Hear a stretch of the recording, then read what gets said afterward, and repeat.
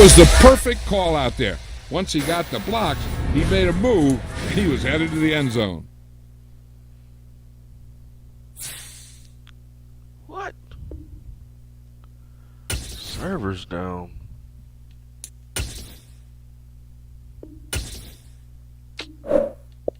The Bumba Ross Clot Bumba.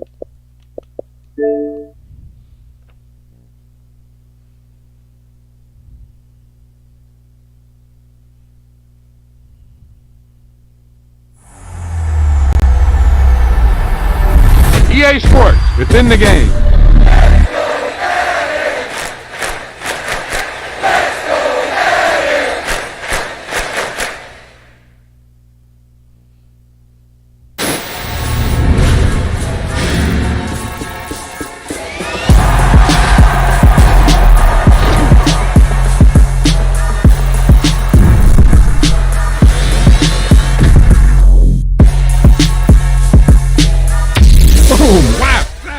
He was like a superhero on that run.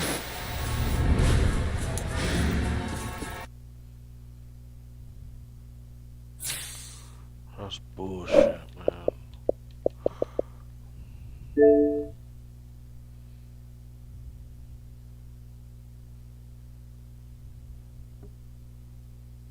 Only one, yeah. Better pay your dues, man, if you owe me some. For anybody not trying to be given none. Give me none. Body the body and leave the body slump. If I sell drugs, then I might be rich. But mom said that's how a bad man lives. And bro said that's what a gangland is. So from 16 was a mic man kid.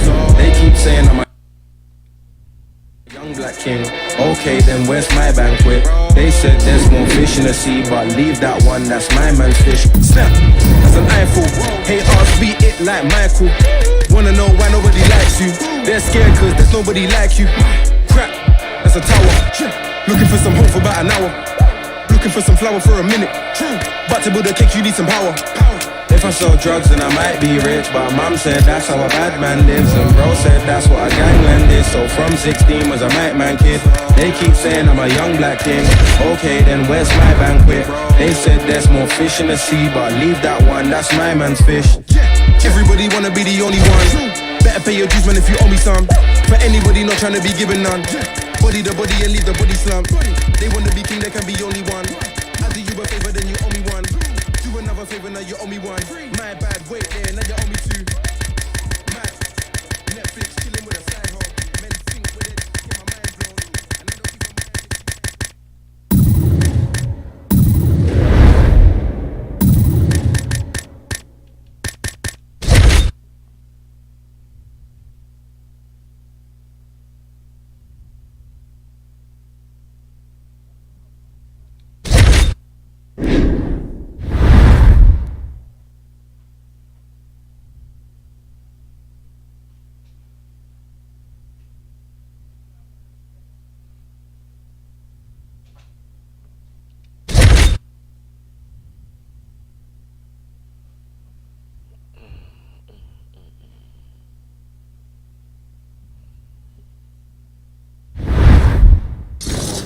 Music is definitely weird, man.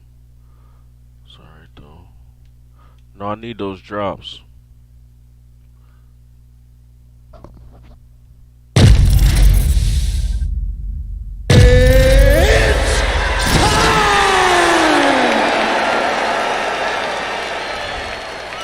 All right, coming up next, it's a UFC light heavyweight division collision.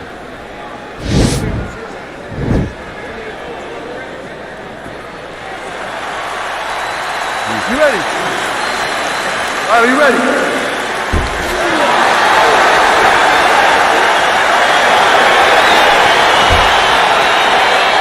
All right, so here we are from Newark, New Jersey at the Prudential Center. Sellout crowd expected here tonight, all to witness more UFC history. This venue's been good to the UFC in the past.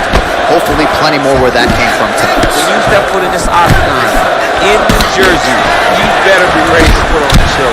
Because these fans understand what they're watching, and they've been around. They've won. They know a good fight when they see it, and if you start trying to hold another inside the octagon, be ready for the Bluebirds to come up. Oh, really using his reach advantage as he landed the jab there. DC, didn't take him long to find his range here tonight, huh? His timing is on point. Nice looping punch. Oh, nice combination of strikes there. In terms of the accuracy, I mean, that's exactly what a coach is looking for. That's exactly. It's like the guy's hitting pads. It's like he's hitting focus cement, but instead, he's dancing all over his opponent's face. Oh, he's got that right hand going tonight, DC. Connected with it there. He's thrown so many left jabs to throw that right punch straight down the pipe. It's unreal. This striker has come out swinging, and he's a very aggressive guy, but you gotta be careful, I would think, to not overextend yourself. Yeah, you would think you got to slow down, but not just that. This guy knows that he can secure finishes on the feet, or if he gets taken down to his back. Ideally for him, he wants to be knocking guys out. So we pull up the numbers here. 28 total strikes have landed for Jon Jones. Big kick lands.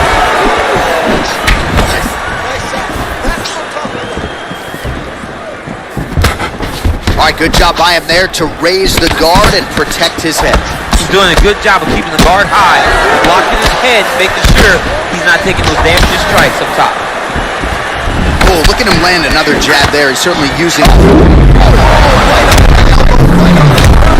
was a perfectly placed shot, and you see his opponent reacting violently to that punch. Oh! Big knee there to the chest.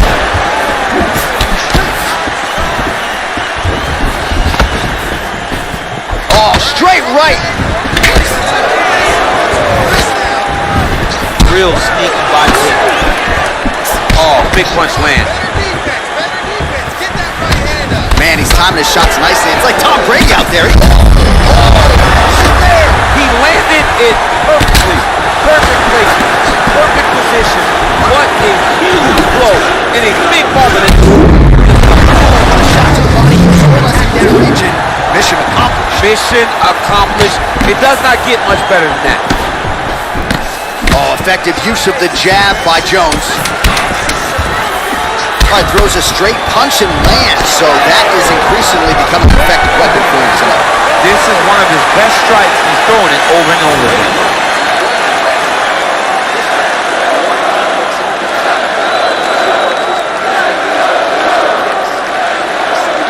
All right, now we take a look back at some of the action in that previous round. DC, a lot.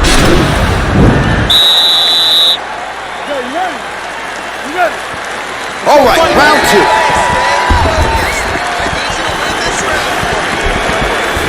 Oh, man, that jumped out of your seat a little bit after that. Oh, I did, because I have times where I've been kicked like that, and I'm going to tell you one thing, it does not feel good. Well, really using his reach advantage there with that punch, DC. Big, powerful punch lands. Now he gets back in range.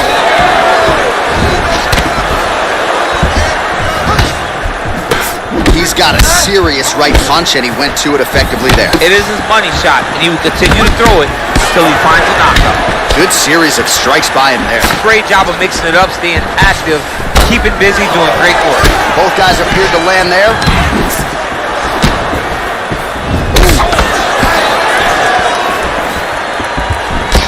Oh!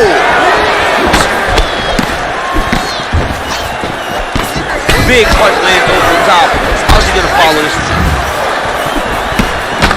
Well, fortunate that one didn't land to the head. The hook shot blocked by Jones.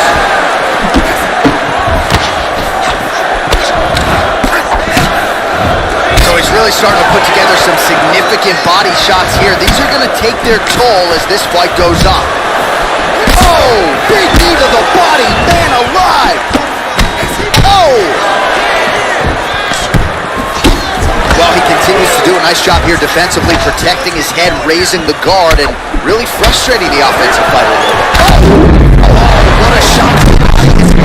He's trying to keep his opponent face, but he's hurt very, very bad. Nice punch by Jones. Connects now with the 1-2. You got him.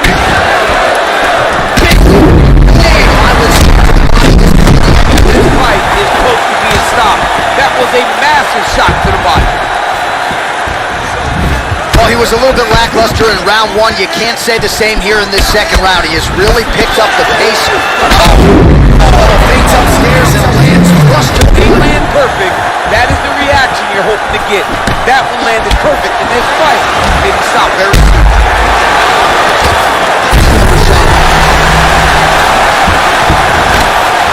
Well, he's up, but oh, is he hurt. All right, so a nice job there defensively to... on that punch right there. His opponent's compromised, DC. It's one thing to land, it's another thing completely to land a perfect shot. That was a perfect shot. Well, these are some excellent ground and pound strikes here, DC. There's an efficiency with which he operates. Oh, man, look at that. Do you believe it? Oh, what a fight. Again, the winner here was so aggressive with his onslaught that ultimately appeared as though the outcome was an eventuality. So if you're the referee, you got to protect the fighter, and I thought he did a good job of doing just that.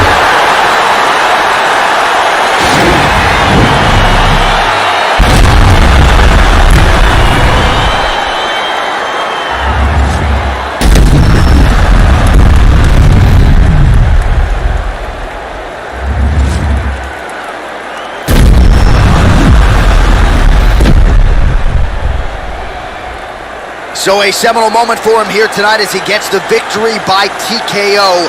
Huge result inside the Octagon tonight. Now we go inside the Octagon. Bruce Buffer with the official decision. Stop to this contest at 4 minutes, 44 seconds.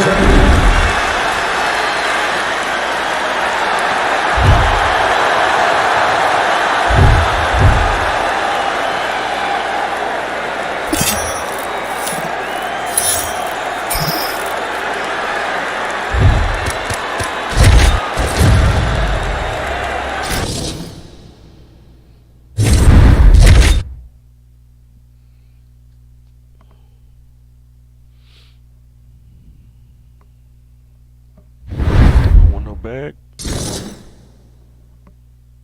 You gotta beam us up. You say what? Of course you are. Why would you even asking that?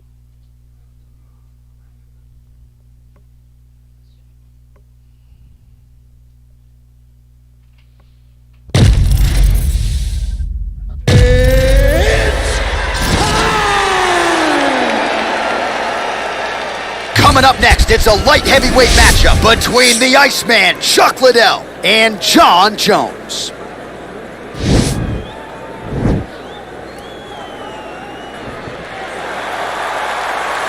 Ready. Ready to fight? Well, the tension is palpable as this fight gets underway, and it'll be interesting to see how this matchup plays out. Definite striker on one side against another guy who can really do it all.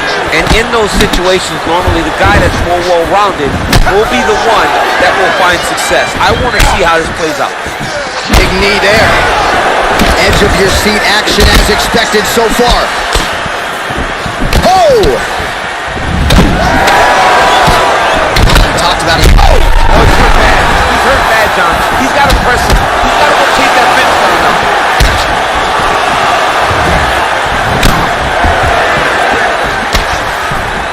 Oh, straight right.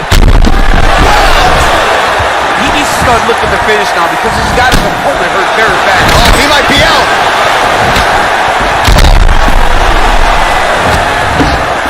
And he comes through with a big knee. Oh, he lands a huge knee to the body. Oh my goodness, what a fight. And now he lands a combination.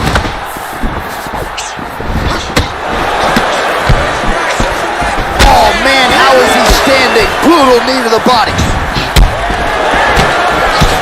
Oh! 26 total strikes have landed for Jon Jones.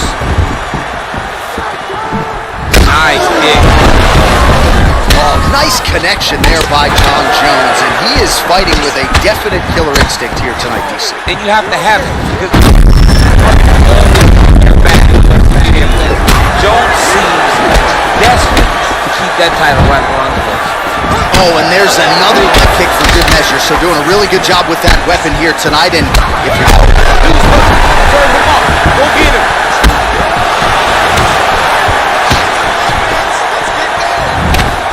Oh, he might be out.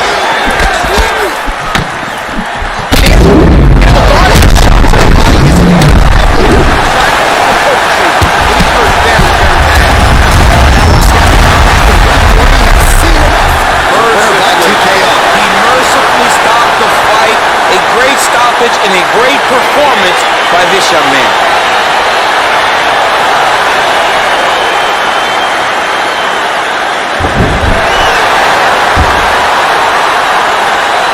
When we take a look back at the replay, it ends up a knockout, but this was really a striking clinic from the moment they touched gloves. I mean, a competitive fight. That one guy finally found the shot that ended the fight. But both of these warriors displayed a ton of heart. One guy got the finish, but neither guy should be disappointed in their performance.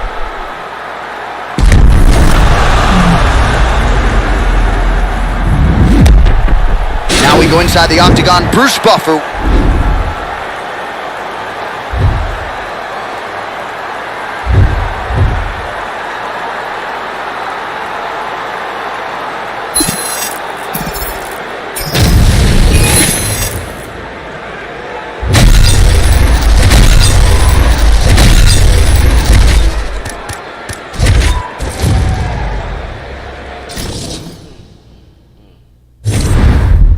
Gave me too easy. Now they gonna serve me to a savage for the championship. That's how they always do me, man. Want to be like a level 18 or some shit, man. Watch.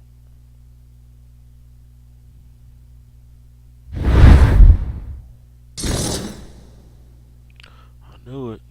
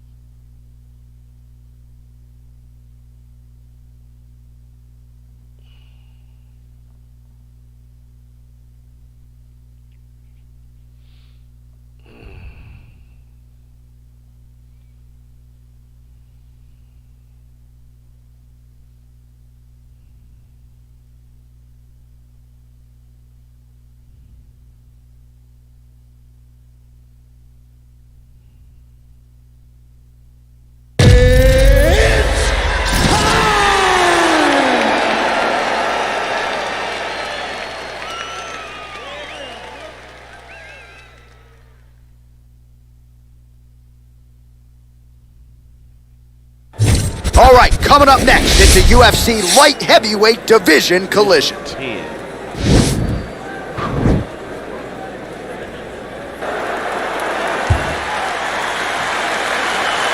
You ready?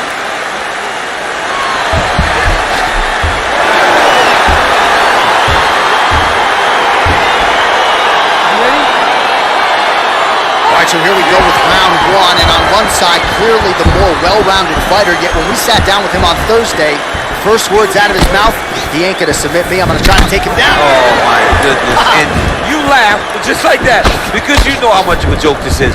You want to avoid the grappling with this guy at all costs. I know he has the body. I know he has a big ego, but it would benefit him to fight this fight and make it as easy as possible. Big punch lands over the top. How's he gonna follow this one up? Oh, really using his reach advantage there with that land, DC. Oh, good sequence. Oh! Oh, he's hurt bad. Knee to the body. And the takedown is there, so beautiful fighting instincts there to catch the leg and take the fight down to the canvas. Now let's see what he chooses to do from here. Oh man, that's a nice kick right there. He's doing a great job of landing that kick over and over. Oh, nice connection there by Jon Jones, and he is fighting with a definite killer instinct here tonight, DC. And you have to have it because the target's always on your back when you're the UFC champion. Jones seems destined to keep that title wrapped around him. He's got to be careful dipping his head when he's throwing that jab. Oh, it's at a big knee to the body. We'll see if he can follow up.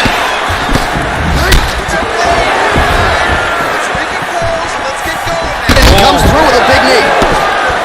Oh! Look at him drive his shin into his opponent's body with that body kick. Good series of strikes by him there. Great job of mixing it up, staying active, keeping busy, doing great work. And he connects there with a punch, so pretty good striking display by him thus far. He throws everything so straight and so accurate. Oh, that's a big hook to the chin. Jones's lower jaw does not look good. I don't think it's broken, but starting to show some obvious signs of swelling. Look at the turnover in that kick. Oh, that right hand is on point. Misses again with a right punch. Big, powerful punch lands. Now he gets back in range. He is all about that left kick to the body. And both guys really throwing with authority. Timing his shots nicely here, champ. He's doing a great job of mixing everything up and using a lot of diverse strikes. Big knee there. Every time these guys come together, man, you just hear the punches and everything landing. Both very powerful, very explosive. His opponent in a lot of trouble now. Punch of choice. Every time he lands that overhand right, he hurt people bad. And this guy has his opponent hurt very badly again. All right, so there's the horn. He got knocked down by a punch. Are you ready? You ready? Look at him whip his hip into that kick.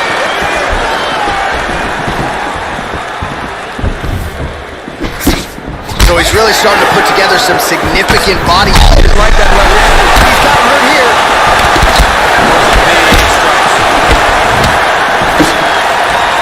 Oh, he might be out. Uppercut. You see it. One more of those. I mean, the fight is going to be over. I can't believe he's still standing. That shot landed perfect. Big knee to the body.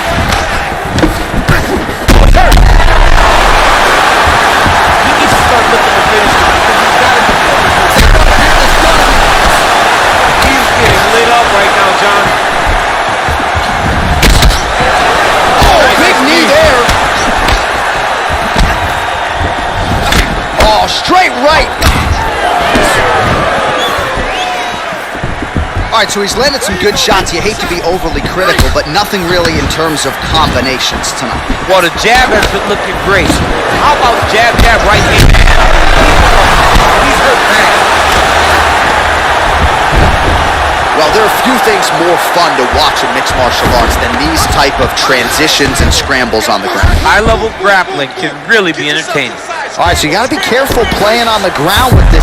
Right now, it looks like he tried to set up an arm triangle choke. He needs to secure the left arm, push it across, and secure it with his head.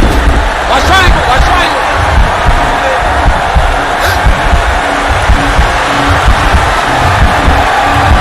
He needs to push the arm to the side. Get his head against the wall, man. That was slick. All right, bottom fighter here, maybe looking to hip escape, DC. All right, side control now. We'll see if he can advance position. And he's back up. Well, he was a little bit lackluster in round one. You can't see. Oh! Fantastic strike to throw at the exact right moment. He deserves this moment. Go finish this fight. Back to the feet now. I mean, look at the commitment to kick in this fight. Oh, well, that is a high amplitude takedown right there, and it comes right at him. Trying to hip escape. He's just trying to move out of this position off the bottom.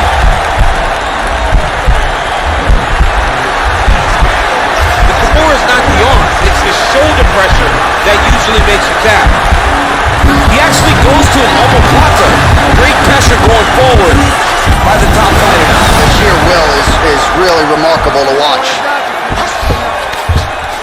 into side control here, DC. Biggest difference between half guard and side control. Well, side control to me feels like a little bit less control because now my legs aren't really doing anything anymore.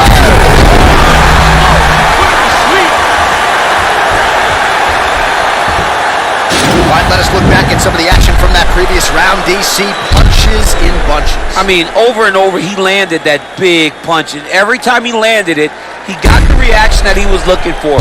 His opponent really did start to take notice every time he was loading that strike up. Last round. You got one more round for me? Good 5 minutes here. You got this. Are you ready? You ready? Crowd fired up, so are we. Third and final round.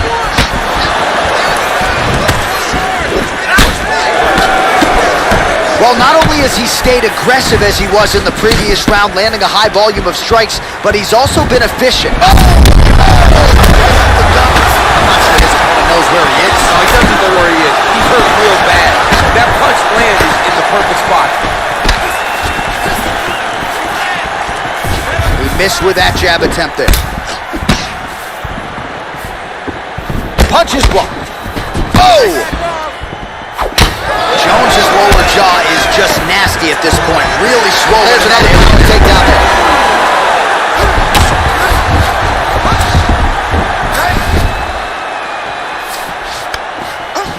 Oh, he postured up there, gained some valuable separation. And now the ground and pound start. He's trying to control posture here. Now trying to hip escape. He's just trying to move out of this position off the bottom. Well, you see all the grappling repetitions here. Just beautiful movement, seamless transitions on the ground. Over and over, these guys are doing things that you see in every jiu-jitsu gym around the country. Under 3 minutes now to go in the fight. Now he'll try to start attacking a rear naked choke from the top position. He is doing a really good job of relaxing, not panicking because he's getting choked. Not tapping out tonight. All right, right into side control. Upper body strength figures to be put to good use. Now trying to hip escape. He's just trying to move out of this position off the bottom.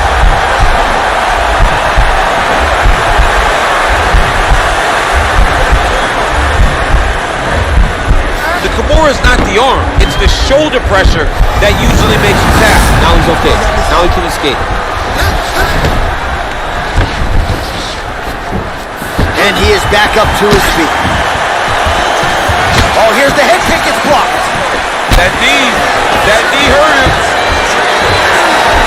Double leg shot. Oh, slams him down with authority, DC. Now we'll see what he can do with it, but certainly an impactful moment in the round. He slammed him down with so much conviction, and nothing is more discouraging for your opponent than being lifted. Check the slick movement where he stuck the leg back in the middle. Now he's going to try to roll for a knee bar. Oh, wow. Oh! 30 more seconds. He might get a finish here.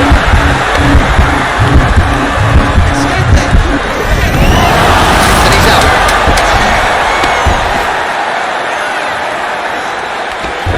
All right, good movement by him here on the ground. He really is a master of these transitions. He is a master of movement on the ground. You never know where he's going to be. All right, let's look back at some of the action, DC. They go the distance tonight, but you got to think he won over the judges with his striking acumen tonight. Yeah, you got to watch one of the best strikers in the entire UFC.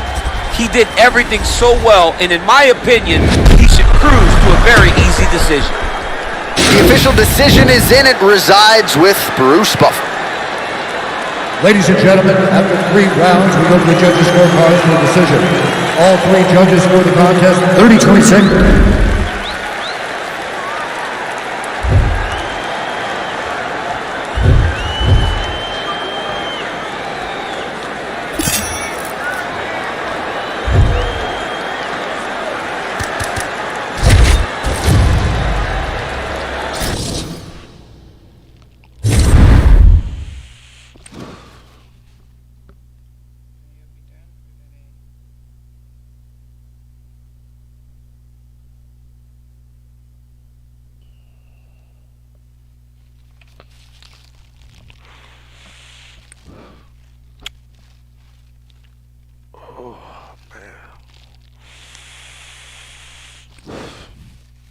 2 easy fights, then they served me up to a savage, man.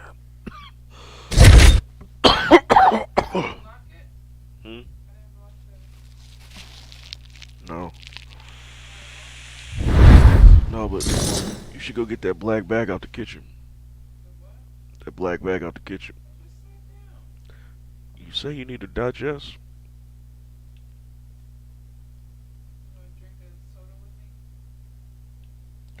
Damn, and I wonder if somebody hacked my shit for real, man.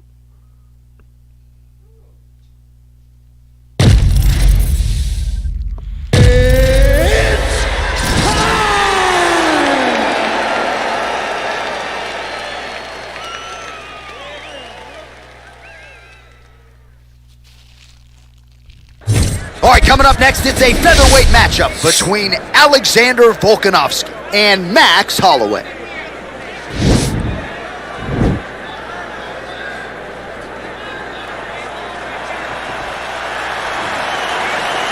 You ready?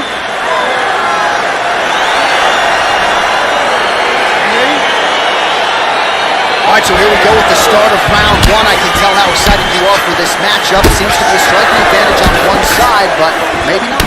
This is a big-time fight. It feels like a big moment for both of these guys' careers. Who is going to be able to implement their game plan the best in this matchup between these two big-time athletes? It's such a fast leg kick. That's a big strike right there. Just missed on the front kick there. Oh, and there he goes, working off that jab again. How's your jab? I mean, the jab's nice. I love throwing the jab. But you realize that as MMA evolves, guys will start to fight behind a very educated jab. It's just like boxing. The most thrown punch, the first one you learn is a jab. Right. And in MMA, guys are starting to take that same approach because it is such an effective weapon. Oh, flush knee to the body. He's got the length advantage in this fight, and he certainly made it count in that exchange. Oh, nice job landing the knee there. He's got a lot of size for this division and put it to good use there. Man, what a fantastic strike to throw at the exact right moment. He deserves this moment. Go finish this fight. 27 total strikes have landed for Max Blessed Holloway. Oh, and he lands another knee there, DC. He talked a lot to us about his length and his size advantage. Doesn't always pay to be the taller fighter.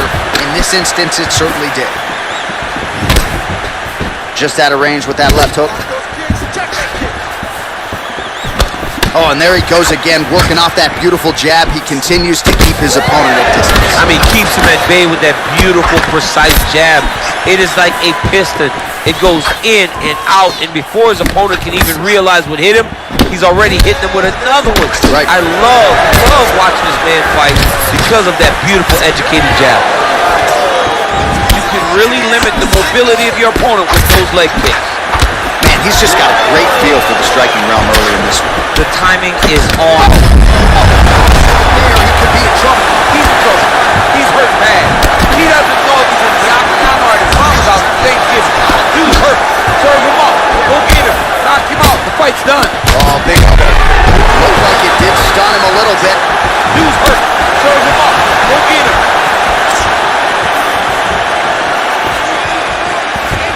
Oh, straight right. Well, the champ Volkanovski continues to keep his opponent guessing here tonight. You lower the guard and he goes upstairs and was able to land the right hand there. Landed that beautiful right hand. But if you start thinking leg kick, if you start thinking right hand, Alexander Volkanovski will change levels and explode into a big knee. Oh, Crippling knee to the body. Right there, his opponent's wobble champ. he's hurt bad. This dude needs to grab. He needs to wrestle. He has to do something.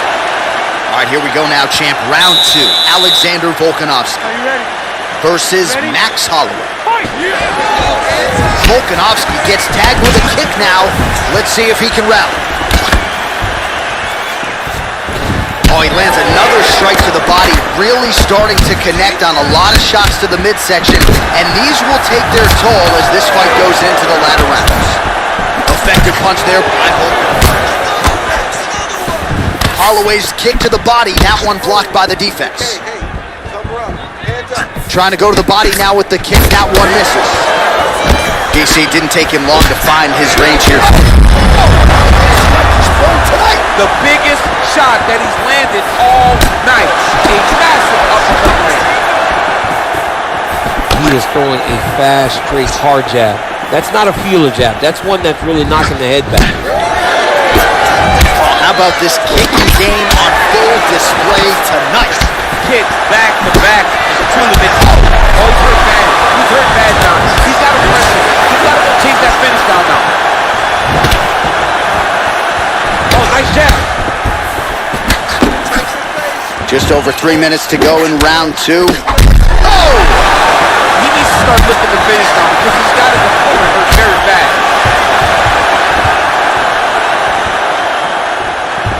90 total strikes have landed for Alexander Volkanovski. Well, dipping just below 50% in terms of the connection rate, landing with 49% accuracy tonight thus far against Max Holloway.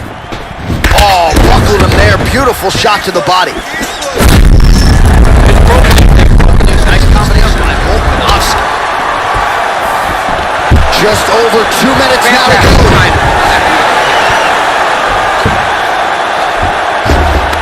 All right, stacked guard here now. The feet are on the hips, DC, so for the top fighter, this is not at all ideal. No, this is not ideal because now he has to try and stop his opponent from kicking him away. How do you do that? You attack the feet. You start grabbing the feet with the hips. Big knee!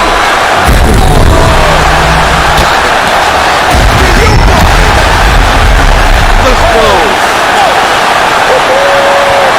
Again, the winner here was so aggressive with his onslaught. He wanted to make sure he kept the judges out of the equation. Mission accomplished on that front as he gets the TKO victory here tonight.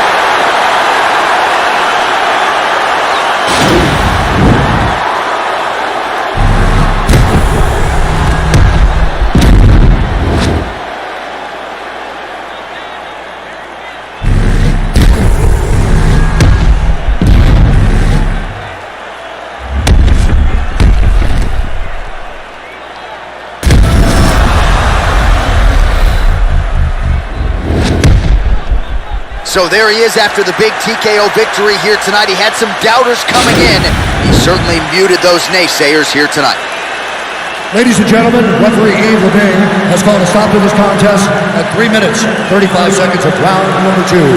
Declaring the winner by TKO, Max Blessed Holloway. Wow, what a win for that.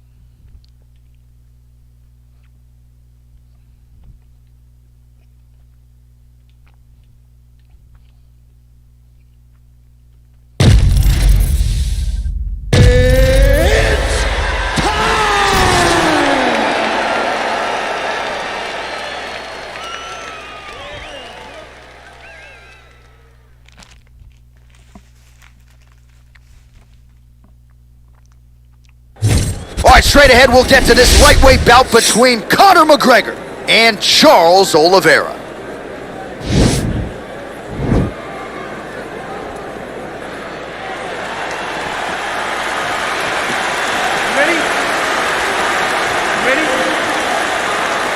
Well, here we are inside the famed O2 Arena in London, England. Good to have you with us as we get underway. Oh, nice strike landed there by Oliveira.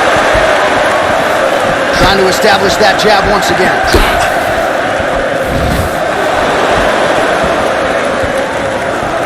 Out of range with that one.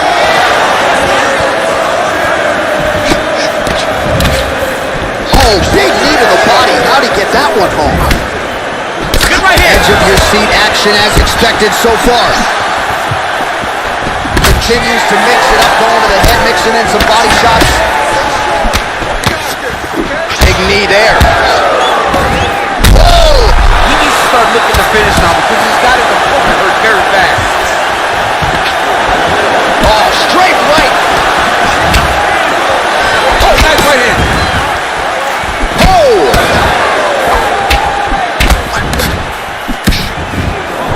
McGregor gets caught with that punch. His chin is held up thus far.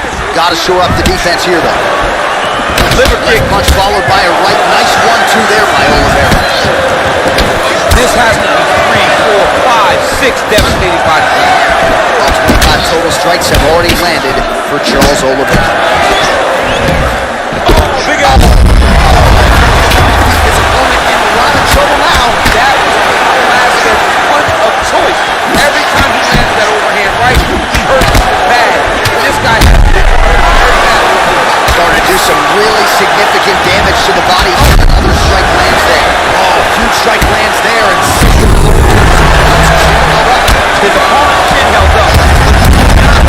do it! He's done. No! Again, the winner here was so aggressive with his onslaught. He wanted to make sure he kept the judges out of the equation. Mission accomplished on that front as he gets the TKO victory here tonight.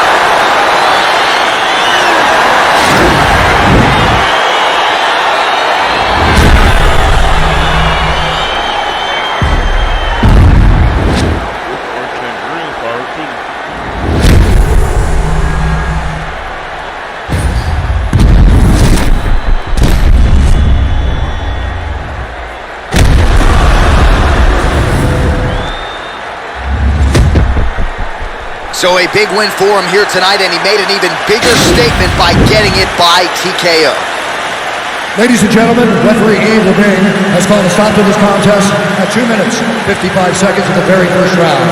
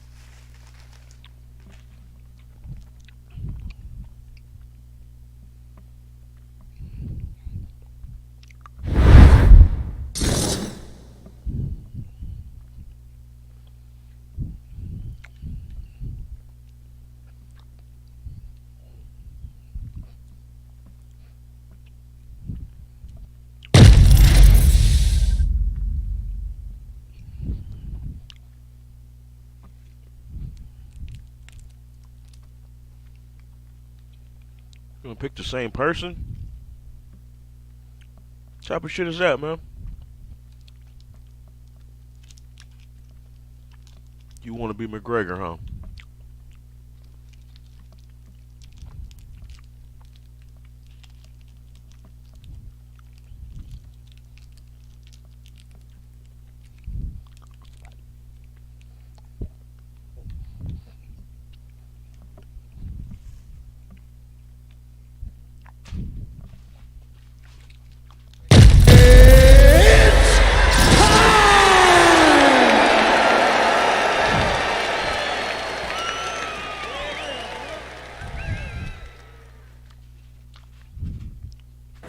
All right, coming up next, it's a featherweight matchup between Daniel Hooker and Conor McGregor.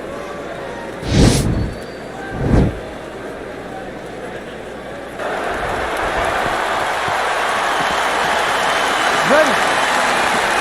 You ready to fight?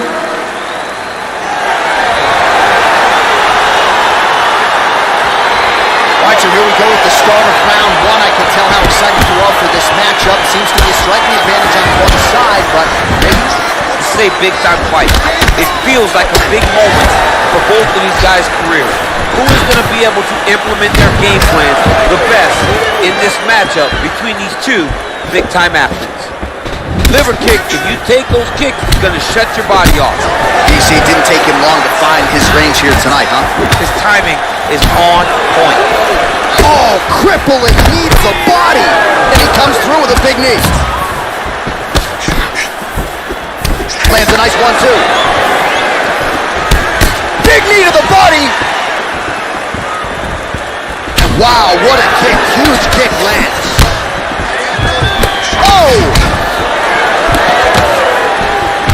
Uppercut attempt here. Nice job defensively there by Hook. Oh!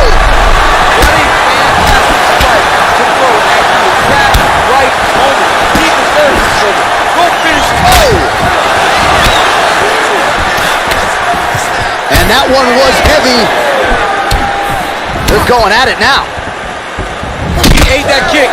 He took that whole kick, yep. 27 total strikes have found the mark for Conor McGregor. Oh. McGregor gets hit with a kick here. Let's see how he responds. Hook to the body here, blocked by Hooker. So he's really starting to put together some significant body shots here. These are going to take them.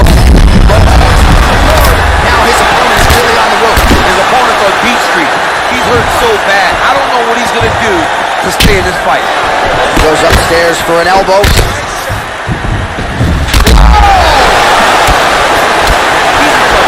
He's hurt bad. Oh, he might be out.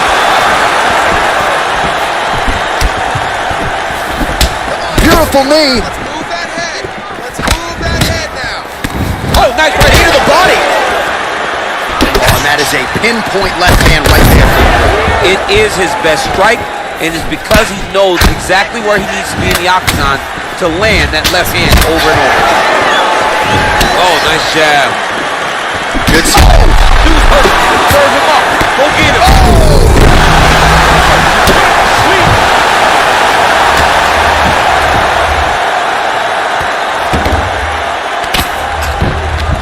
Bottom fighter trying to control posture, unable to do so. And now he's in a lot of danger. He's got to grab that head or he's going to get blasted.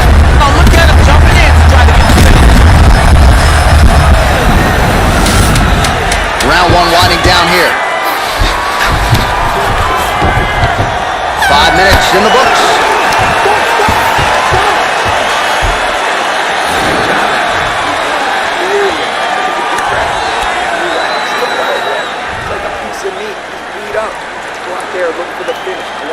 All right, let's now look back at some of the action from that round. He went head hunting, landed near. You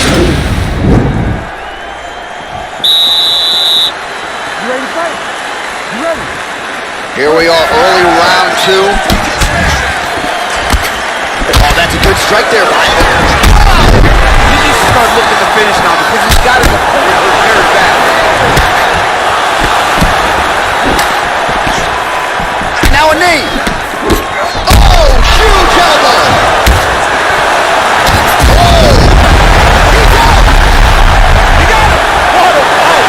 Just the way he drew it up as he gets the knockout victory here tonight, it's hard to land a strike more flush than he did right there, and I'm not even sure the opponent saw it coming. So he'll see the replay and probably shake his head, but ultimately this is a huge result and a huge win for that fighter here tonight. All right, DC, no telestrator tonight, but we're going to get you some highlights from this one. This week we get the official decision with Bruce Buffer.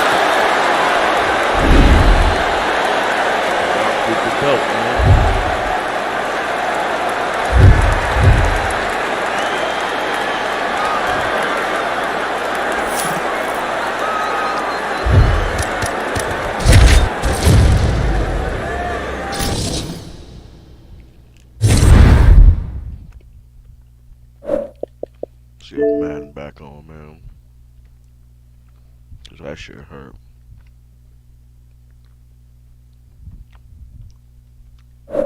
Currently down.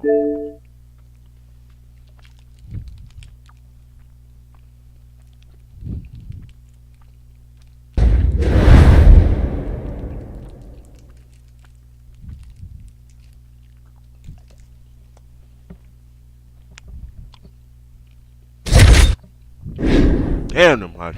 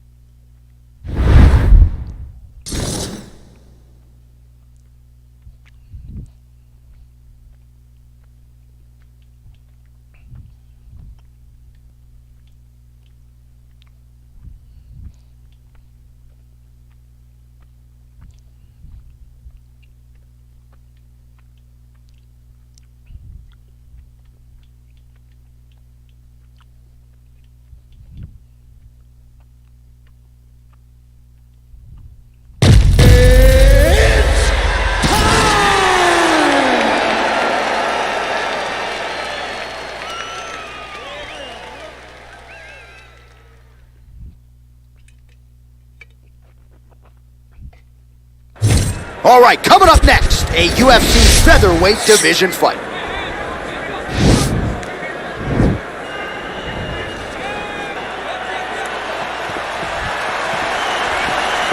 You ready?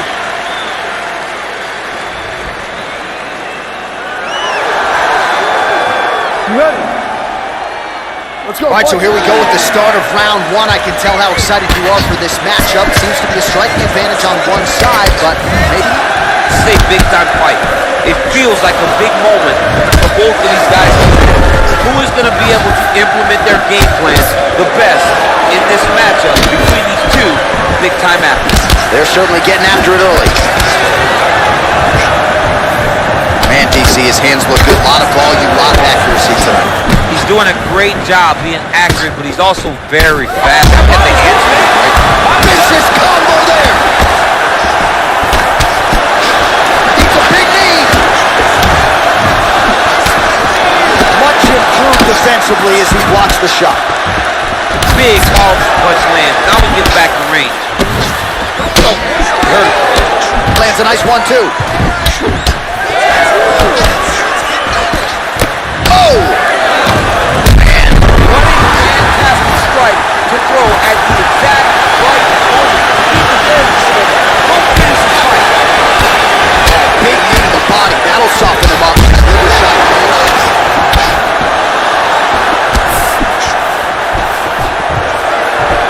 Under 3 minutes now to go in what has been a very fast-paced opening round here. Man, look at that. Picture perfect. Got to the leg, got to his position, got another beautiful takedown. Oh, he's got the ground and pound going now.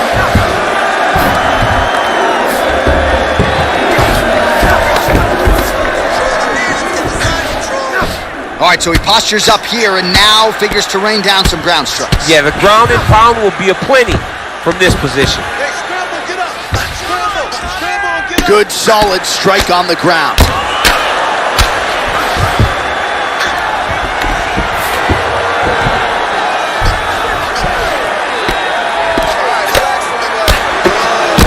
Man, this is some serious ground and pound here, DC. He's not just staying busy for the sake of staying busy. These strikes are doing damage. Oh yeah, no pity pat to this guy. This guy's trying to land, and he's trying to land effective strikes. He got his foot on the hip, and now he's throwing up a triangle attempt. He's going to try to move his left arm across to get pressure on the choke. A triangle, a triangle.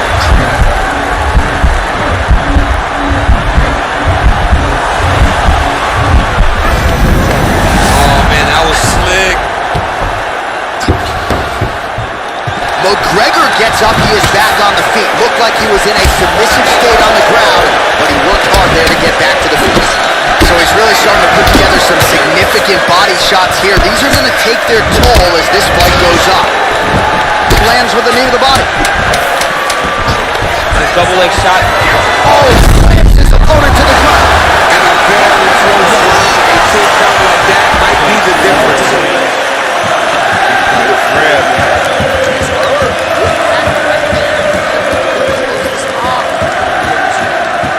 All right, so there's the horn signifying the end of the round. We had a knockdown there, but not a knockout. No, it wasn't a knockout, but you can't take those shots.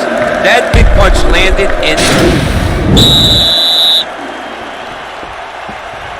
Yeah, you ready? You ready? All right, let's get to round 2. Oh, good kicks. Nice punch land.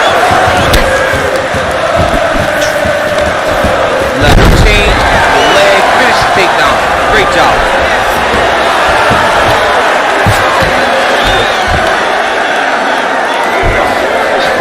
Oh, he postured up there, gained some valuable separation. And now the ground and pound starts.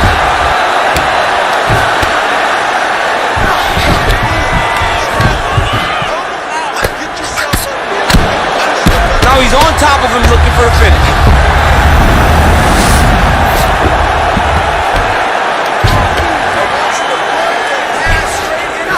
Oh, nice job using his strength there to posture up. We'll see what he can do now.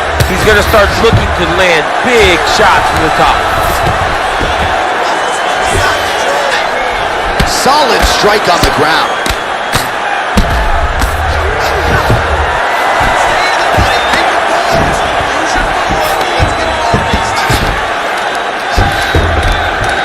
Oh, and he escapes up to his feet. Very nice. So 57 total strikes and counting have landed for Zabit Magomedsharipov. Well, I gotta think DC, anytime you're above 50% on the connection rate, you gotta feel pretty good. 53% the accuracy thus far against Conor McGregor. So a much different approach for him here in this second round. He was a little bit tentative in round 1, a little bit of a feeling out process. Now he has clearly found his rhythm, found the range. We'll see if he can continue with more activity here in round 2. Oh, nice job to defend the takedown and scramble to his feet. Look at him chopping the wood. Chop. Blow of the fight. I mean, it was perfect. It was absolutely perfect, John. Great placement.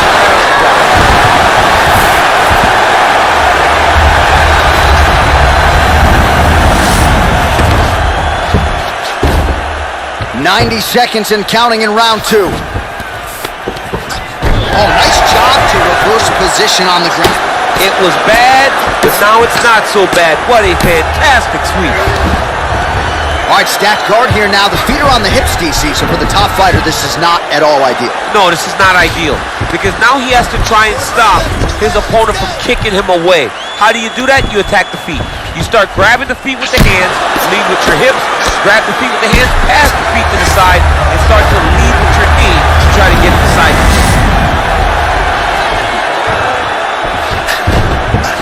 Oh, nice job working hard, posting, and getting back up. 20 seconds left. Big punch lands over the top. Still attached to his body. The last one.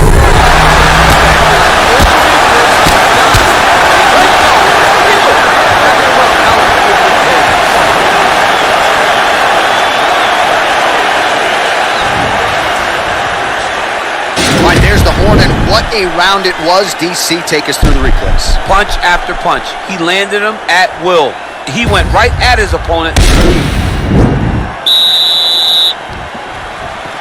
Last round, guys. You ready? You ready? Third round underway. And he comes through with a big knee. Oh, he lands a huge knee to the body. That was landed clean.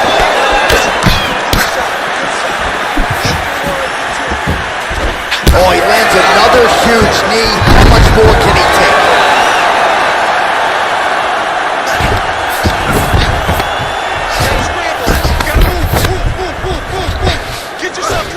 Posturing up now. And now the damage is about to start.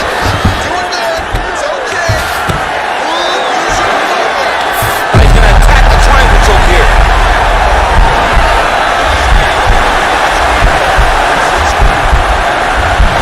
Watch triangle, watch triangle.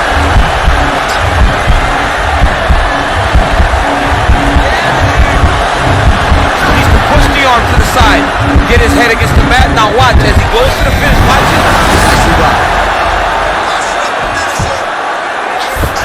Looks like he's going after the leg. We'll see if he can get the submission. problem with rolling leg lock in MMA, man, is you get beat up, especially if you're a little bit hurt.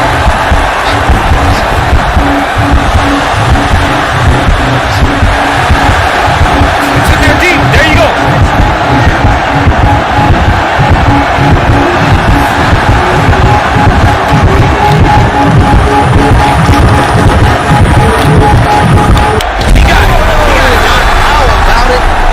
By submission, beautifully executed there on the ground.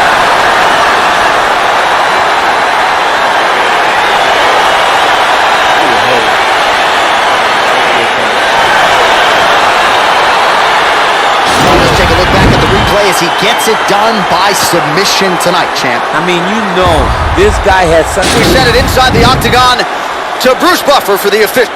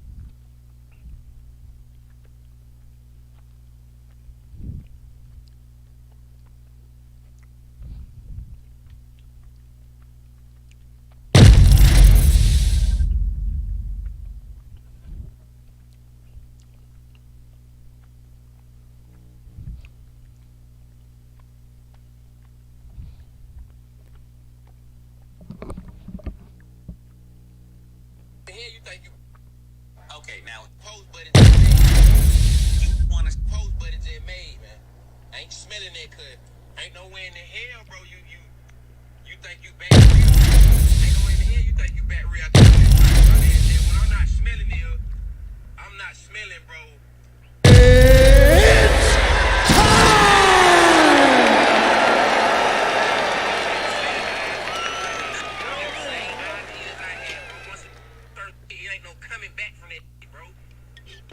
Coming up next, it is a featherweight matchup between Max Holloway and Conor McGregor.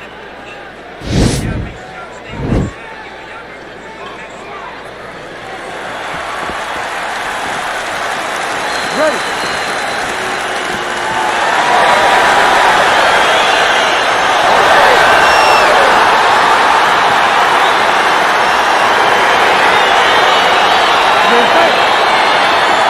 All right, here we go. Round one, Conor McGregor, Max West Holloway. And I would think if you're Max, you got a lot of confidence given what you've accomplished since that first move. Oh yeah, you understand and you recognize that you are a much different fighter. By beating Jose Aldo twice, beating Brian Ortega, you take from all of those experiences and you apply them to this new McGregor fight. Oh, nice connection with that punch. It's one thing to have an edge in reach. It's another to take advantage. Nicely done. Nice looping punch. Man, he's timing his shots nicely. It's like Tom Brady out there. He hasn't missed the target. I mean, you insist on bringing in Tom Brady. Stop it. John, stop it. These guys throwing early. Oh, nice strike by McGregor there. I mean, Conor McGregor is a fantastic striker, and once again, that skill is on display. Throwing that jab. Oh! He's hurt. Serve him up. Go get him. Knee to the body. Oh, straight right. Oh, he went. Wow.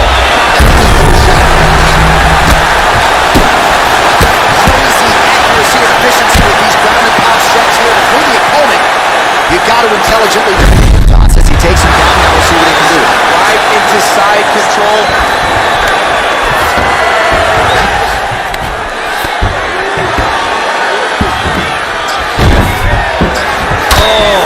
Nice combination of elbows there on the clinch by McGregor. Back to the feet now. Well, showing no signs of slowing down. 41 total strikes have found the mark for Conor McGregor. Holloway gets touched by that kick there. Nice body shot there. Oh!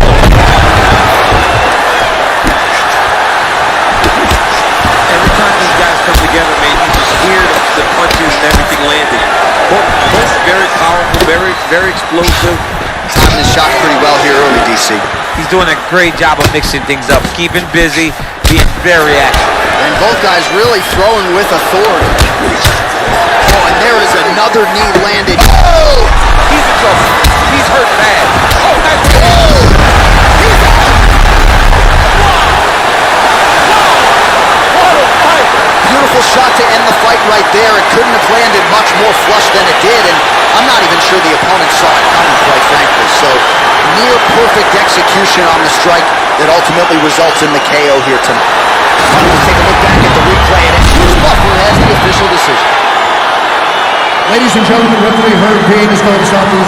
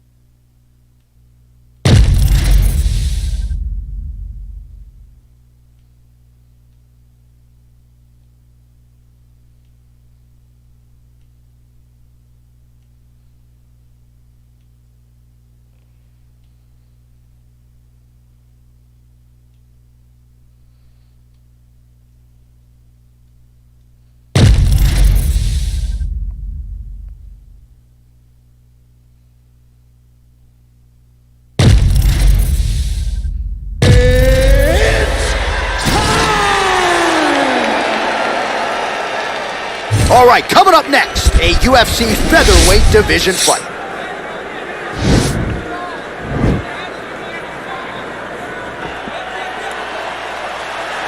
You ready?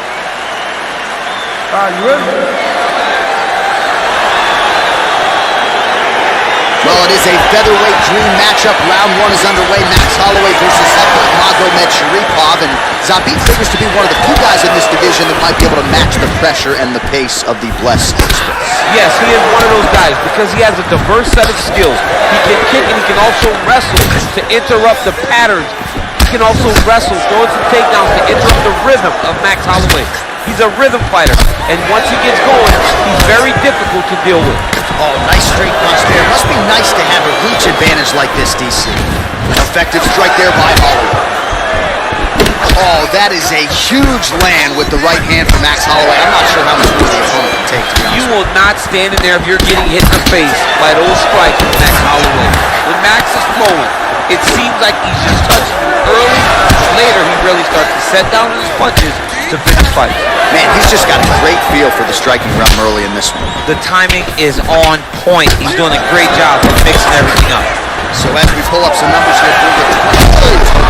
Oh, he's hurt bad. He's hurt bad, John. He's got to press him. He's got to chase that finish down now. Oh, he might be out. Oh!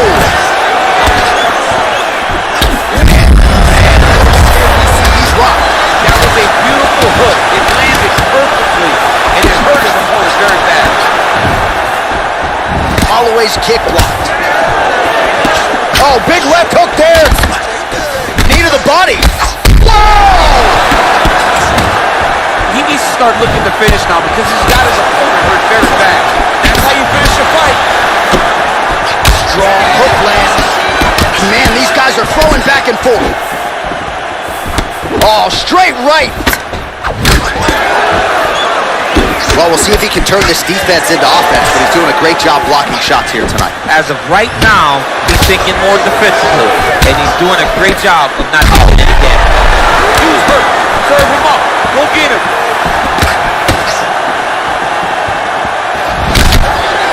Oh, he might be out.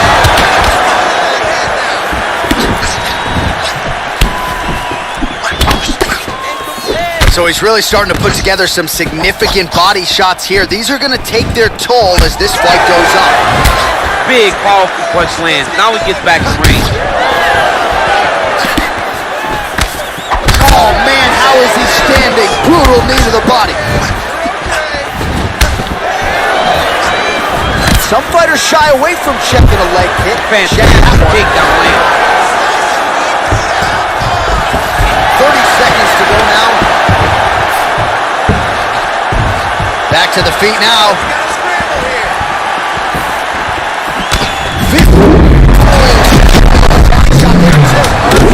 That shot landed perfectly, and now he's got his opponent.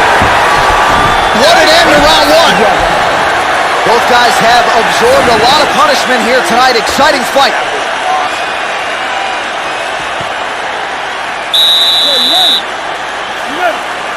All right, round two. Starting to do some really significant damage to the body here. Another strike lands there. Big punch lands over the top. How's he gonna follow this one? Well, if you like Muay Thai striking, this might be your moment in this fight as he gets the title. This is a massive moment for this fighter. He is a great Muay Thai fighter. Look for him to go knee, and then try to land a big one to the head. Oh, nice land there with the punch. You see, he's taking advantage of what is an obvious edge and reach. So 67 total strikes have landed for Zabit Magomed Sharif. And still on the right side of 50%, the land rate 51% here against Max Holloway. Well, he continues to do a nice job here defensively, protecting the head and sort of maybe letting his opponent gas out a little bit with all the volume. His opponent sees the target, but he can't get to the target. So he'll continue to throw, and he'll continue to wear on his own gas tank. Punch over the top. This might be the biggest shot of this entire fight. He landed a massive hook to put his opponent on wobbly legs. So a much different approach from him here in round two. Took him a while to find the range, get in his striking rhythm. He has found it here, and as a result, has really picked up the pace in round two. Oh, good kicks. Well, Max Holloway fighting tonight like the Tesla is double parked outside. He is a man on a mission. Max trying to get in and out, man. Max want to get the job done, jump his Tesla, and drive back to that branch. Oh, he's hurt. He's hurt. Bad. Oh, lands an uppercut to the head now, DC. Usually when you're the shorter fighter, you can land those types of shots. Look back to Mike Tyson in his prime. He landed those over and over again to put guys to sleep. Well, DC, no denying he's winning this. One takedown is easy to defend. When you start stringing them together is when guys struggle. Oh, and he escapes up to his feet. Very nice. Oh, and he connects with a punch there, DC. See, you gotta like what you're seeing. Speed is crazy.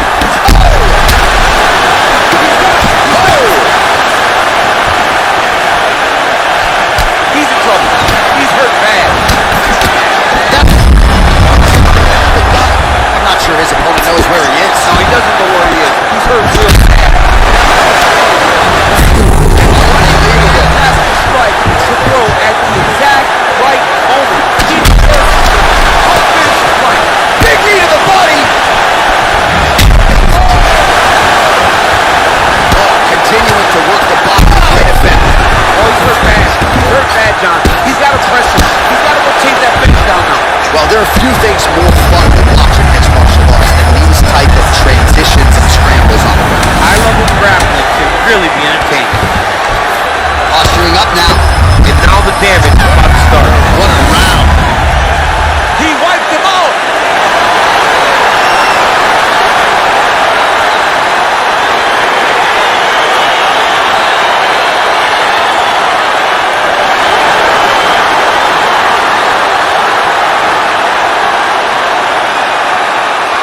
Let's get you some replays now. Certainly a lot for our replay guys to work with in the truck. This was a clinic tonight in terms of mixed martial arts acumen in every realm.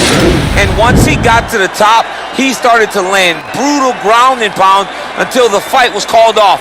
Just a dominant performance from the top position. Ladies and gentlemen, the referee has called a stop to this contest. Declaring the winner by knockout, Max Blessed Holloway. Well, we congratulate him on a huge knockout here tonight. He'll probably keep that smile while he's sleeping tonight after what he was able to produce here. He's going to be smiling for a really long time. When you get a knockout like that, not only do you get the win, you also, most times, walk away with a $50,000 bonus check.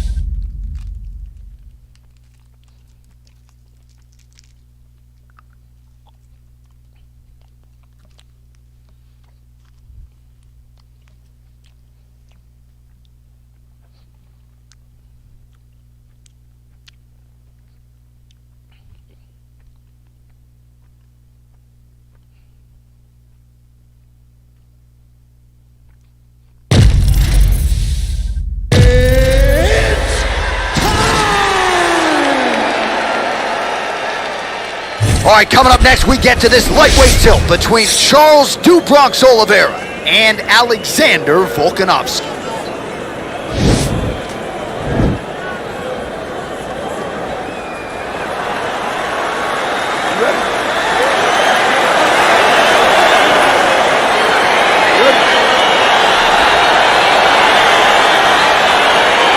All right, so the fight is now underway. We'll see how long it goes. You've got a submission specialist on one side, and on the other side, maybe the most well-rounded fighter in this fight. Yeah, he is one of the best fighters in the entire UFC.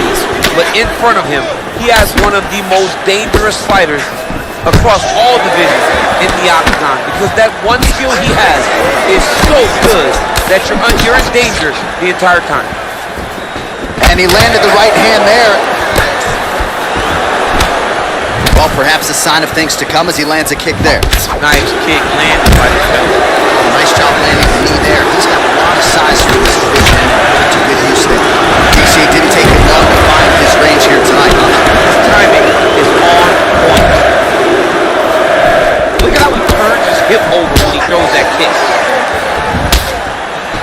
Oh, nice left hook there from Volkanovski. Volkanovski is such a phenomenal fighter. I believe his confidence is what truly carries him to be so spectacular, to be so successful. He believes with every part of himself that he is the absolute best fighter in the world. 25 total strikes have landed for Alexander Volkanovski. Oliveira gets touched by that kick to the body. While the body was wide open, his opponent took advantage. Kick to the body lands flush. He's going to have to make some adjustments here moving forward. Oliveira gets hit with a kick here. Let's see how he responds. Yep. That's as good a punch as he's thrown all night. The punch that lands down the middle, the one that you don't feel, is the one that lands perfect. And that one landed perfect. Oh, man, that could have felt good. Flush knee lands to the body by the taller fighter. Oh, dude's hurt. Serve him up. Go get him. Oh, and yet another knee finds the target. Oh!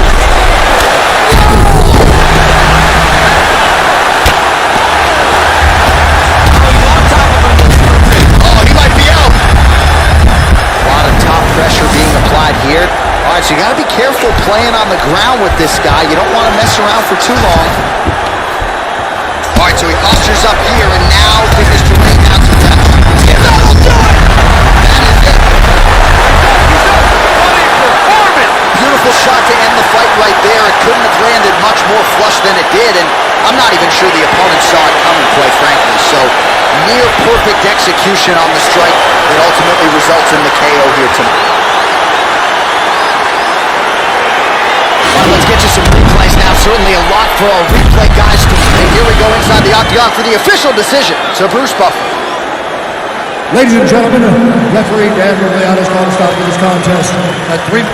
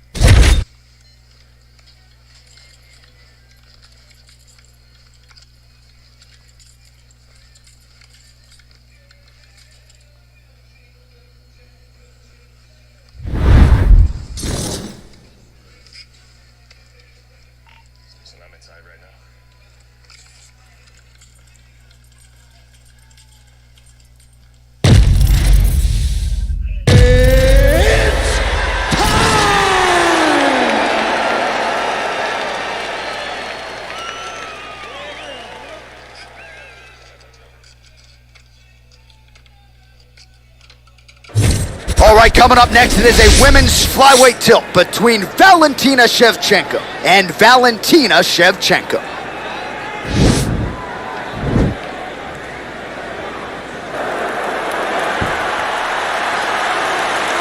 You ready? You ready? Let's go. Well, our stat guys are ready to score takedowns if need be, but given this matchup on paper, we're expecting really a glorified kickboxing match here under mixed martial arts. They can head to the popcorn booth right now because we don't need them. This is going to be all striking. Leave that grapple button empty. Don't touch it. Covered with a piece of tape. You don't need it. Striker versus striker. Both have the mentality that they just want to put damage on their opponents and they don't want to do it on the mat. I'm not sure her striking has ever looked better, DC, finding the range with relative ease here.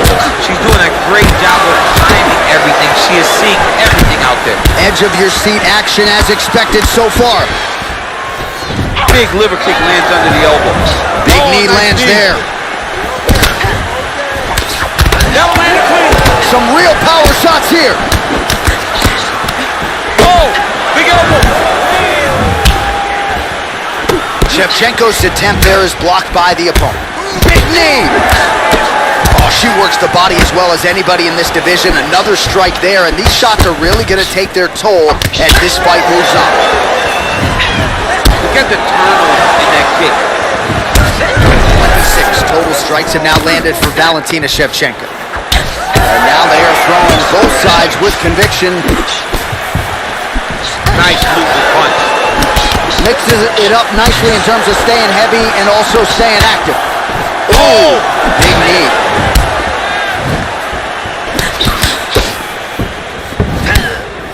Well, the right hand has been there for her tonight at times. Not that time.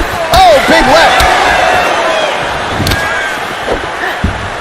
Big body kick. Dig and kick. Shevchenko's lower jaw does not look good. I don't think it's broken. It's starting to show some obvious signs of swelling. 90 seconds and counting here in our opening round. Big punch lands through the middle. Able to land a combination there inside. Oh, how about the judo toss there? Judo 101. All right, so her ground control is outstanding. Half guard is when she's at her most dangerous. Yes, she's at her most dangerous when she has a half guard because she's so brutal with the ground and pound. She likes to go after fighters and really wear on them, force them to make decisions to give their backs so that she can chase her submissions, or they're going to lay on their back and just get beaten. Dates right in. She's hurt very bad. I don't know if she's going to be able to recover from this. Final seconds here of round one. Lands a good combination. All right, so there's the horn. The round is over, and we've got more fighting. It looked like maybe we'd get a finish there after she landed upstairs. Well, she was excited. She thought it was done. All right, here we go now with the start of round two. It is Valentina Shevchenko. And on the other side, the UFC-tested Valentina Shevchenko. Oh, beautifully done there. She lands another strike to the body. Big kick lands. Hook attempt now blocked, though, by Shevchenko. It's such a fast leg kick. Shevchenko gets caught with that punch. Oh, big head kick there. Throwing hard in the pocket. That one landed clean.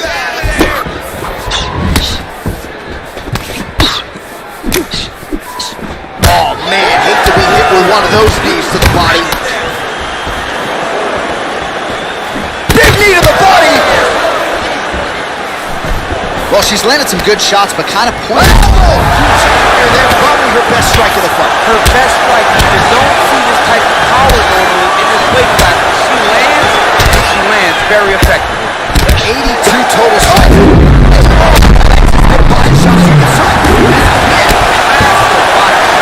Massive strike, great attempt, great attack, and it landed perfectly for her. the body. That's about as big a body shot as to close the show here. She landed that strike perfect. She was looking for it. That is it. What a fight!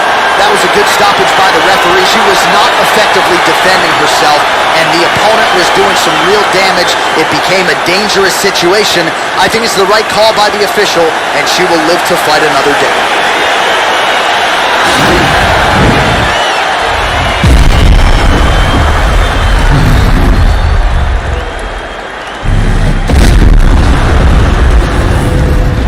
All right, the official decision is in. Here is Bruce Buffer.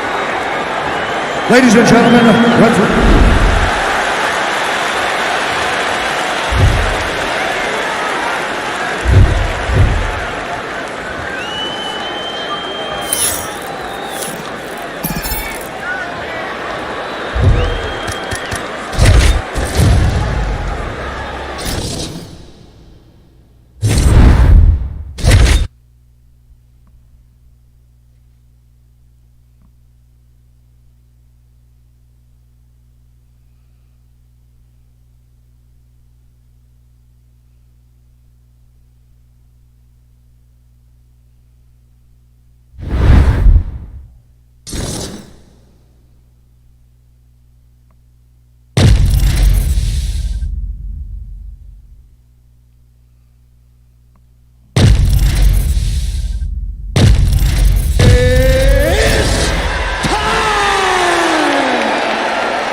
It is a women's bantamweight matchup between Amanda Nunes and Ronda Rousey.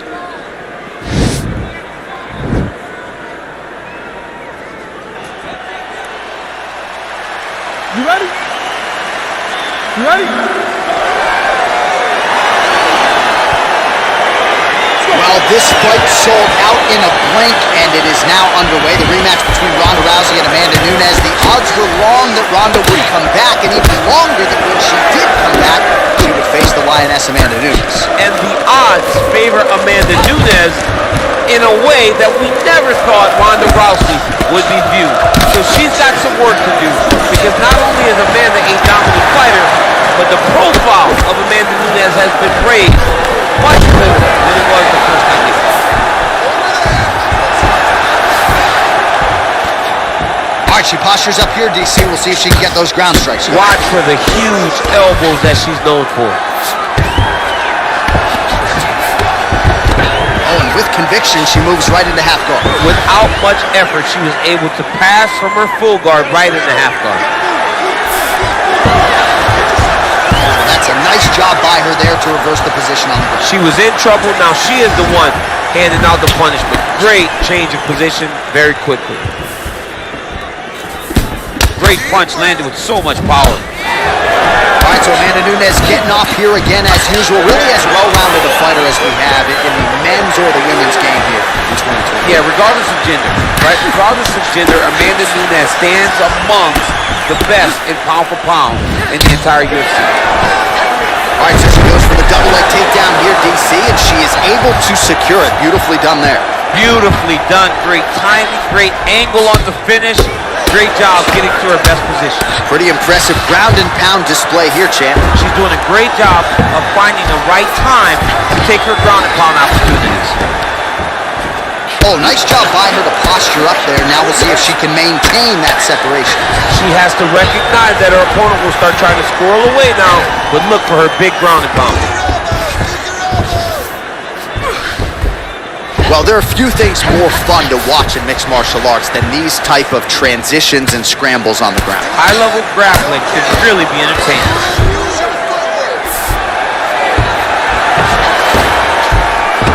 Rousey's back in half guard.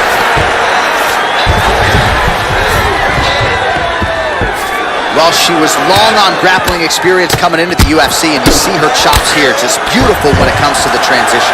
It's very difficult to keep up with her on the ground. That's a beautiful escape and reversal by her there. Rousey's looking for an arm bar here. Attacking arm bar.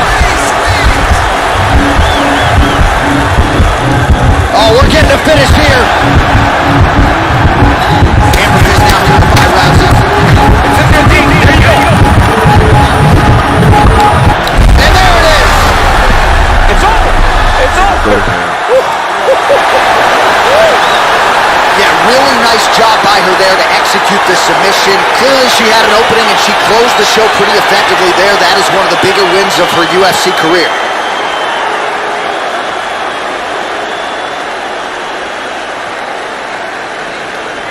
All right, so there's the end of the round. And all right, the official decision is it.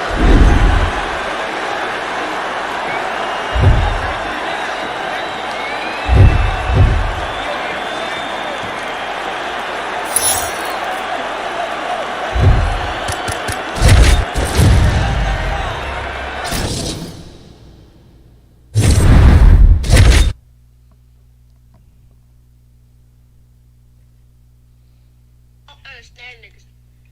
You would be loyal to a group of niggas on your block for no reason. Or knock your girl. And she sucked your dick.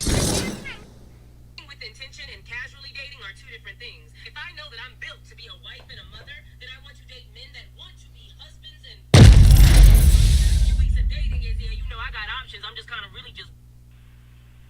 Believe it or not, right now, Wells Fargo giving up $100K, new doc loans. Meaning, all you need is your EIN and your ID.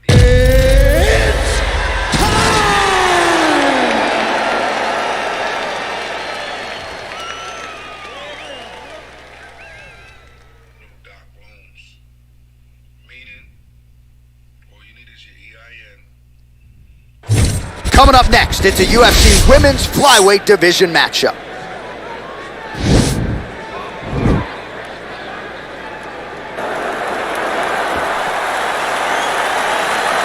You ready? Are you ready?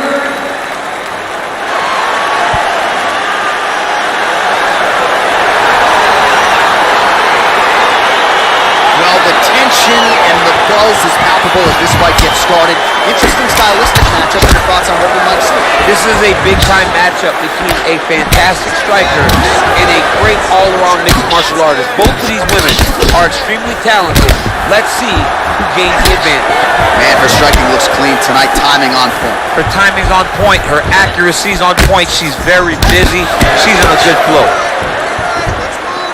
She lands a punch there. We'll see if she can start to turn these singular strikes into combinations now. She's going to have to find something to follow that big strike that she's landing over and over again. Well, she has come out aggressively as usual, swinging early and often. I wonder if she can keep this up over the whole fight. It's a crazy pace. If she is not taken down, then for sure she can fight at this pace. But the moment all the takedowns are added, she may find herself suffering. Maybe that's why she's fighting so aggressively to finish the fight before all the grappling stages start. In fight numbers for you now, 29 total strikes have now landed for Valentina Shevchenko. Nice jab, follows up with a nice right hand. And there she goes using her jab effectively yet again. Her opponent kind of raised that guard where this fight could end. Well, she's going to have to do something. I think she needs to move her head off the center line because hands go up, the jab goes to the body, then the jab goes to the head. If you start worrying too much about her jab on top, she'll just start pounding that jab right to your midsection, which then will just empty the gas tank. That was a nice strike. Right back in the clinch. Look for the backhand to get very active. Quick entry here. Nice single leg entry. Rotates the head outside to a high cross. Just over 2 minutes, round one. Well, there are few things more fun to watch in mixed martial arts than these type of transitions and scrambles on the ground. High-level grappling can really be entertaining. Half guard position for her here, and if you're the bottom fighter, this is truly a case of pick your poison. Yeah, you got to pick your poison. And if you're on the bottom, you got to be trying to find a way to escape that bottom leg. You cannot allow your opponent. You cannot allow her. Quick entry. Great single entry. Rotates the high punch, take it for a ride. Well, she was long on grappling experience coming into the UFC, and you see her chops here, just beautiful when it comes to the transition. It's very difficult to keep up with her on the ground. Throws the punch there and connects. Nice job by her there. Nice job. Nice punch. Oh, she is such a diverse striker that looks like it looks like she's been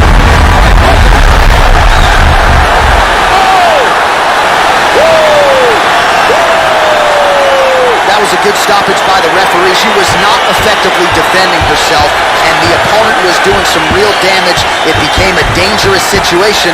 I think it's the right call by the official, and she will live to fight another day.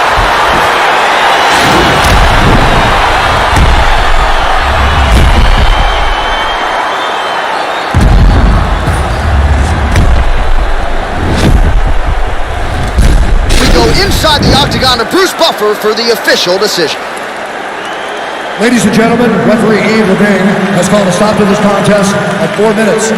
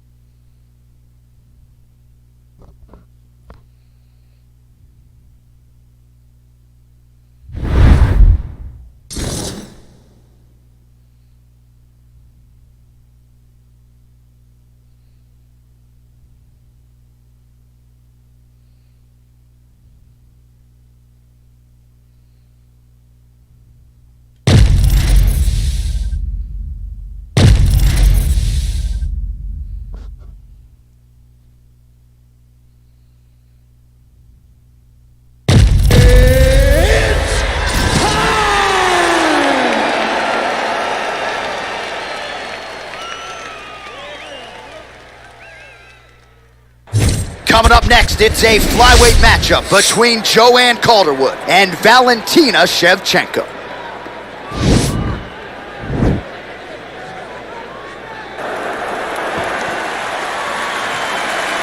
Are you ready?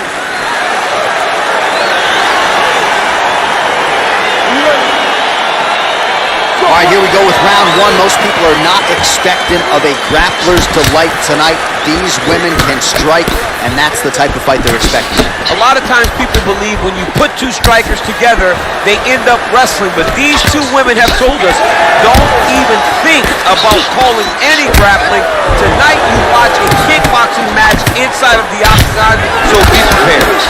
Man, her striking looks clean tonight, timing on point. Her timing's on point, her accuracy's on point. She's very busy. She's in a good flow. Watch knee to the body. Good stick. And they're exchanging leather early. Nice jab, follows up with a nice right hand. Oh, straight right. Oh, big left hook there. Man. Oh, man. Oh!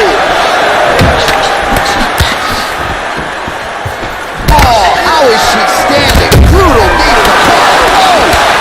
She is. Oh! Man.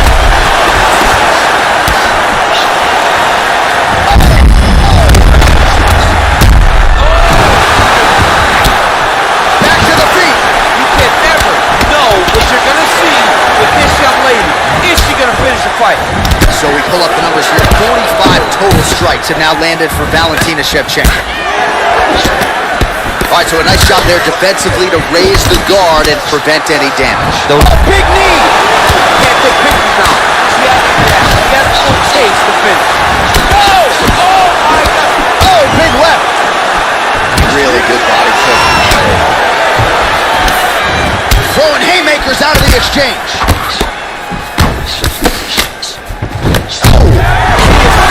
The first striker that big strike landed, and it looks like she's going to finish the fight. She's starting to put together some significant body work here, and these are going to take their toll as this fight goes on. Knee to the body. That one snuck in. Nice strike. There's no tell on that leg kick.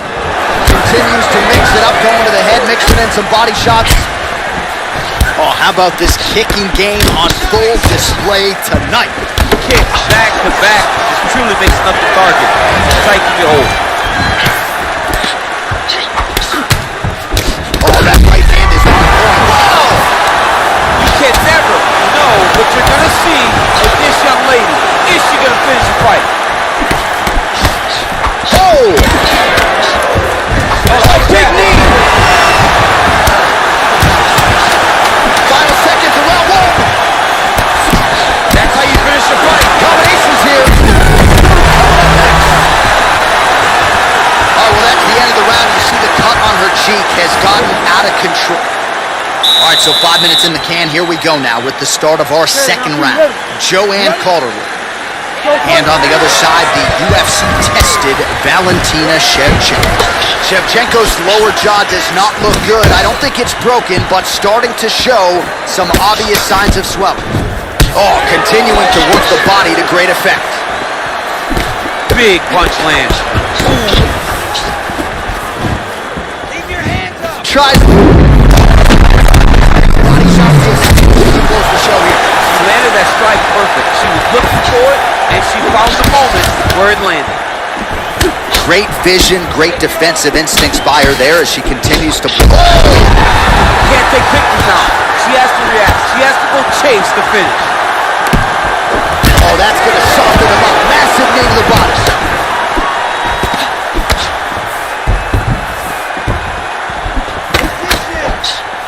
Try to establish that jab. Oh, nice punch there by Calderwood. Back and forth we go.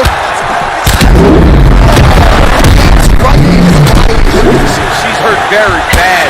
I don't know if she's going to be able to recover from this.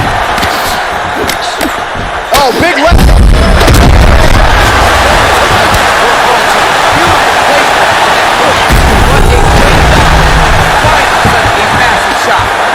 Well, back to her feet here, but man, is she hurt. So 95 total strikes that have landed for Joanne Calderwood. And landing with 52% accuracy against Valentina Shevchenko. Punch over the top.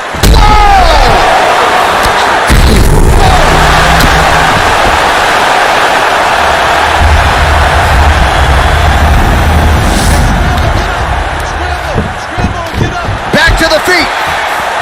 And they separate. See, there it is. She switched. She is such a diverse striker that big strike landed, and it looks like she's going to finish this fight. Well, she has certainly picked up the pace here in round 2. Trying to find herself in the pocket a little bit, but hesitant in round 1. No hesitancy whatsoever here in round 2. She has clearly found her rhythm and range. You can never know what you're going to see with this young lady. Is she going to finish the fight? Oh!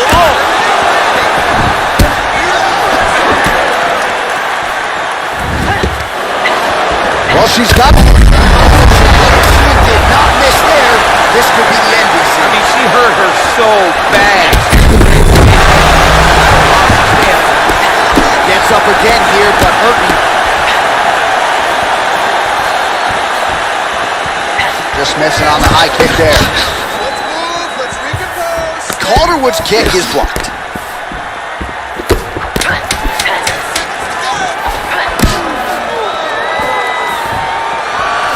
All right, that's the end of round number 2. All right, an interesting 60 seconds now between rounds as the round comes to an end. And of course, we're talking about that cut on her cheek. If that thing gets any worse, you got to think they're going to stop the fight. Location is fine, but the blood flow is not. All right, so the big moment in that previous round was the knockdown. We'll get you the replay now. DC, take us through it. She was able to get her chance.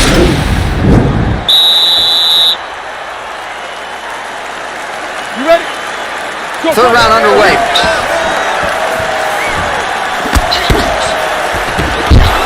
Nice kick. Nice kick. Oh, nice job by her there. You see how strong she is. Her opponent's trying to control posture, unable to do so. Now she can get to work and put the money in the bank with that ground and pound. Money in the bank. Shevchenko's lower jaw is just nasty at this point. Really swollen in that area now. Oh, well played there as she gets back to her feet. Nice straight punch. Well, I hope the judges recognize that. What big time takedown. Fighters back to their feet here. Big leg kick lands. Well, you hate to... Yeah, man, she landed a massive blow. They have her bad. She missed her match. It's over. It's over. What a performance. I'm not sure she could have drawn it up much better. Just a beautiful strike to end the fight for her opponent, who candidly may not have even seen that flush shot coming. So this is exactly the way she drew it up. She told us during fight week that she had to find a way to finish this fight, to send a message. But the official decision is in it.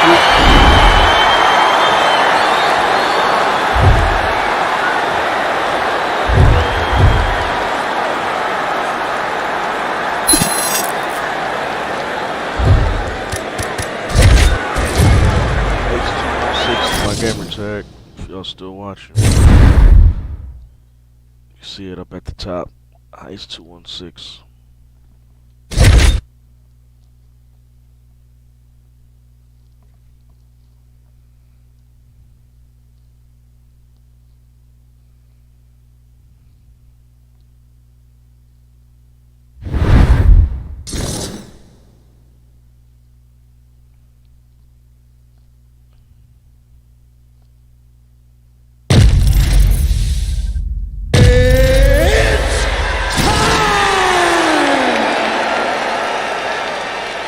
It is a women's 115-pound matchup between Joanna Jędrzejczyk and Joanna Jędrzejczyk.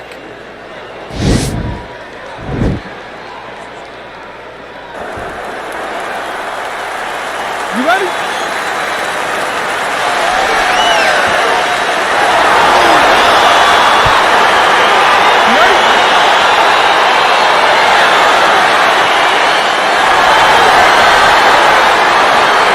Well, our stat guys are ready to score takedowns if need be, but given this matchup on paper, we're expecting really a glorified kickboxing match here under mixed martial arts. They can head to the popcorn booth right now because we don't need them.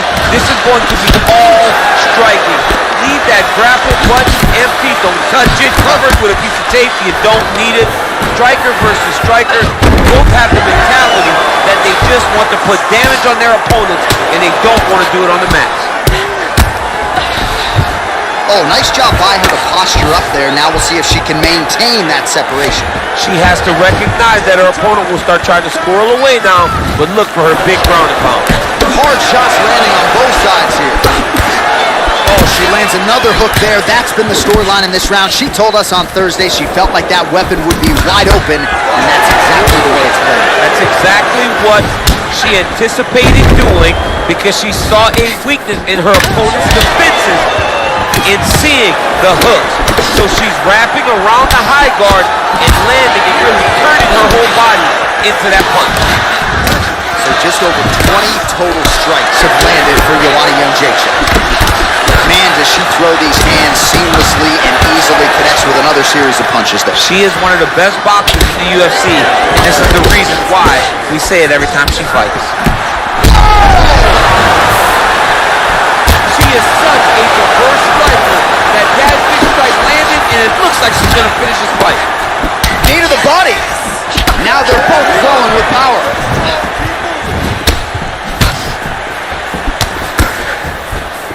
That one was thrown to end the fight. Yep. Jędrzejczyk's lower jaw now starting to show signs of swelling. Oh, she's really starting to put together some significant body shots here, attacking both sides now. Man, her striking looks clean tonight. You can never know what you're going to see with this young lady. Is she going to finish the fight? She did not miss there. This could be the end. I mean, she hurt her so bad with that big head kick. I don't know how she did it. Huge shots there. Oh! Close the show here. She landed that strike perfect. She looked for it, and she found the moment where it was.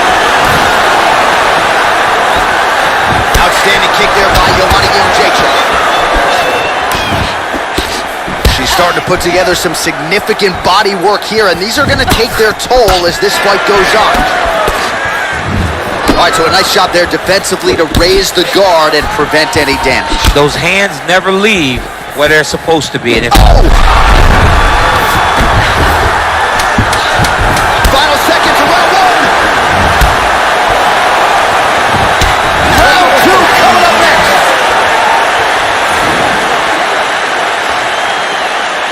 All right, here we go with the start of round two. Joanna Jędrzejczyk. And on the other side, Joanna Jędrzejczyk. great punch landing with so much power. Nice right hand there from Joanna Jędrzejczyk. She's got that look in her eye tonight. That'll scare a lot of men, never mind women. I mean, the boogie woman, right? Doesn't she call herself the boogie woman? She's the boogie woman that's coming for you. And you see that she's back in that state that allowed her to can't take pictures now. She has to react. She has to go chase the finish.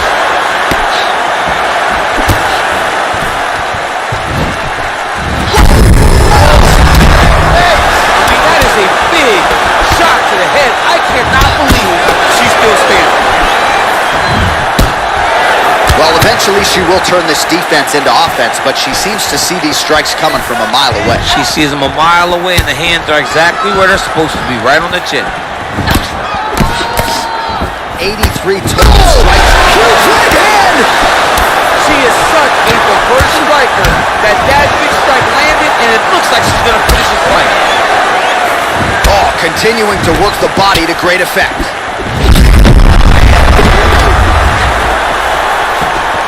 You can never know what you're going to see with vicious combo there.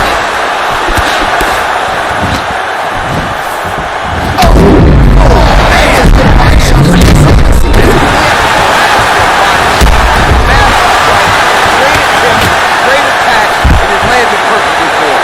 Stuffs the takedown shot there. How good is her takedown, D? All right, so another swing and a miss, and I'd imagine if your gas tank is this low, you got to find times to... Can't take pictures now. She has to react. She has to go chase the finish. Back to the feet. Well, she was a little bit hesitant in round. She's hurt very bad. I don't know if she's going to be able to recover. Oh! And just like that, the fight is over.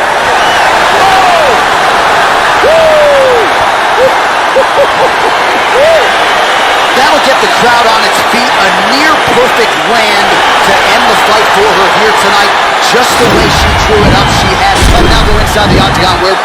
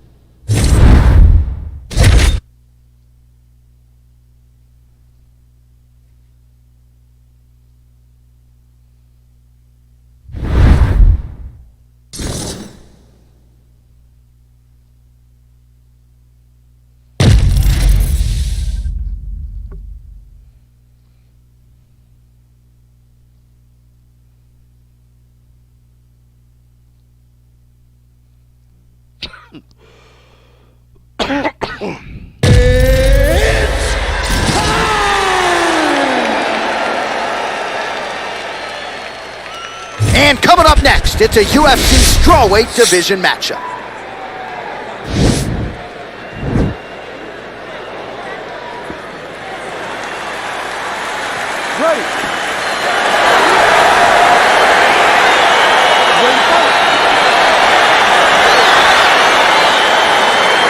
Well, the tension and the buzz is palpable as this fight gets started. Interesting stylistic matchup. Your thoughts on both fights? This is a big-time matchup between a fantastic striker and a great all-around mixed martial artist. Both of these women are extremely talented. Let's see who gains the advantage. Oh, she lands the punch there, really using her reach advantage in this one thus far. Look at that great work to the body from the clinch. Oh, she's really putting it all together on the feet, DC, staying busy and certainly staying accurate. She's known for her hands.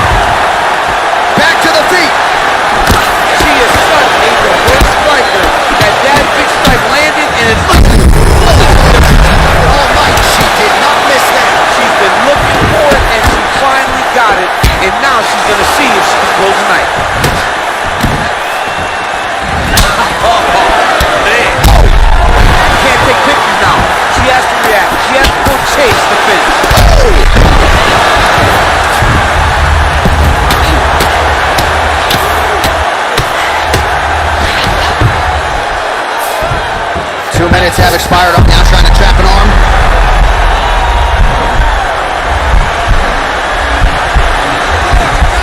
Attacking armbar.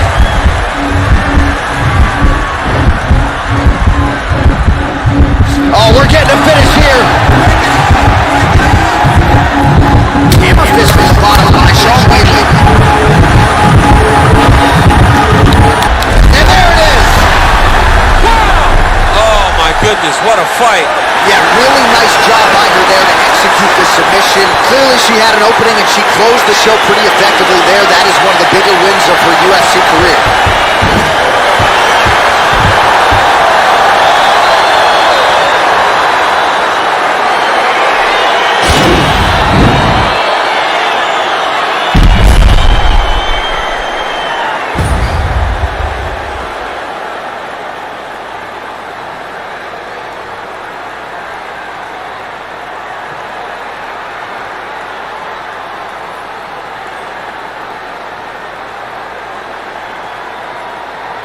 Let's get it to Bruce Buffer now. He has the official decision.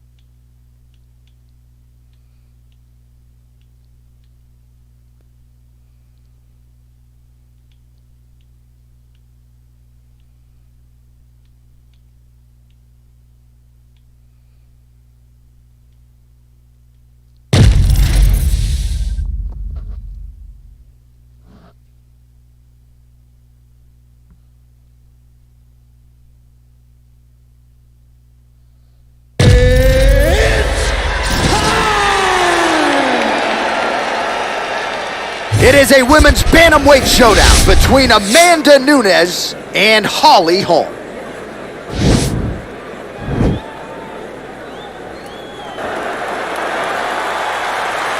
Ready? Ready? All right, here we go with round one. Mixed martial arts superstars on both sides. Amanda Nunes versus Holly Holm. And despite Nunes beating Cyborg to win the featherweight title, she still believes she does her best work here at 135. She feels as though 135 is her weight class, and Holly Holm has also done that, going up, going down. These are two women that just truly enjoy a fight. Tonight, they finally get to fight each other. So both girls landing right out of the chute. I'm not sure her striking has ever looked better, DC, finding the range with relative ease here tonight. She's doing a great job of timing everything. She is seeing everything out there. Nunes gets hit with a kick. Oh! Can't take pictures now. She has to react. She has to go chase the finish.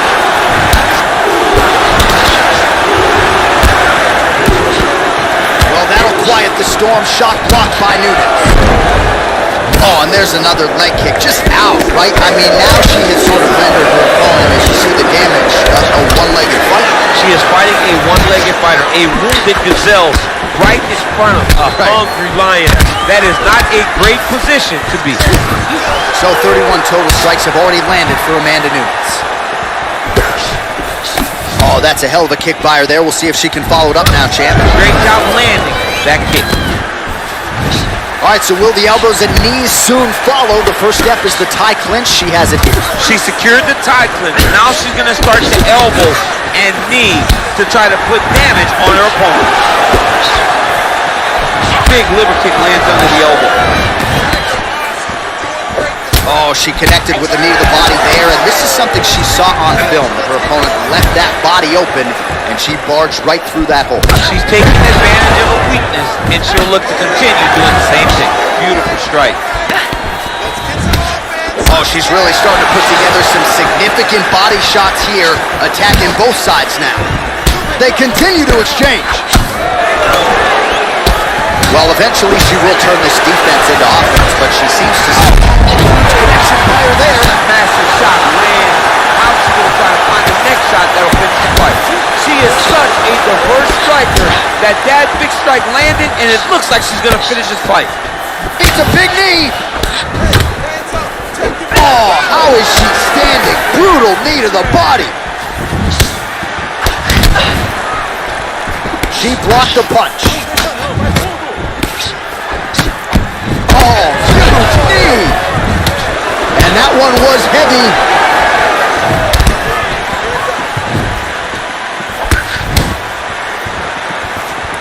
Oh, nice jab to the head there by Nunes.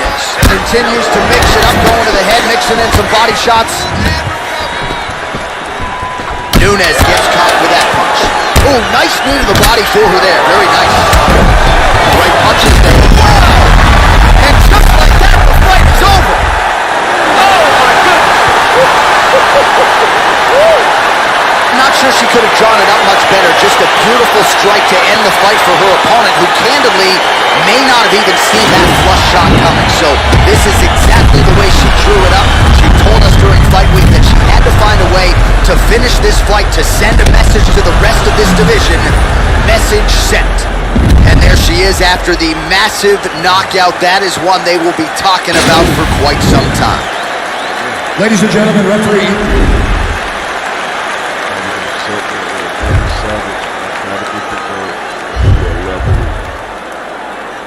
Division 14 or some shit. We're going to fight for the belt so I can just go to sleep happy. Fair fight for the belt so I can go to sleep happy, man.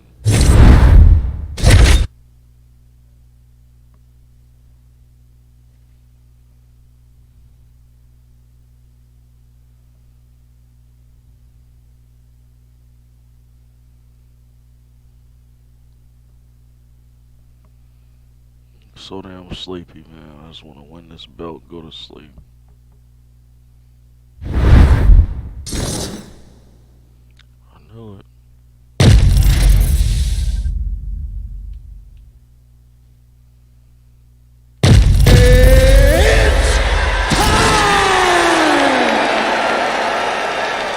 It's a women's bantamweight title fight between Holly Holm and Ketlen Vieira.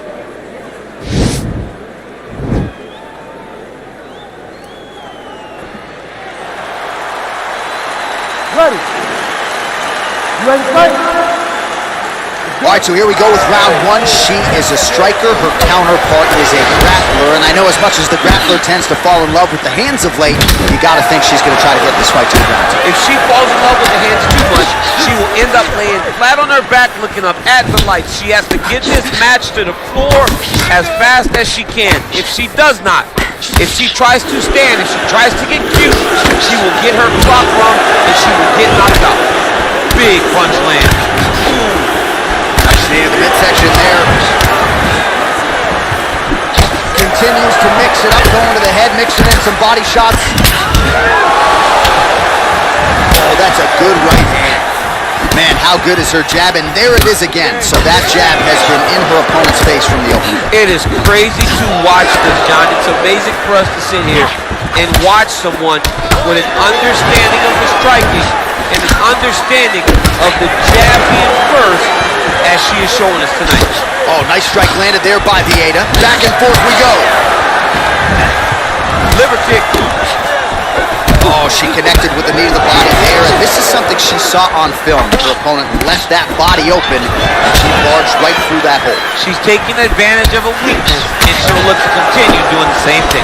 DC, for my money, she's really timing her shots pretty well here tonight. Her timing, accuracy, and also the activity level is great tonight. 36 total strikes have connected for Holly Holm.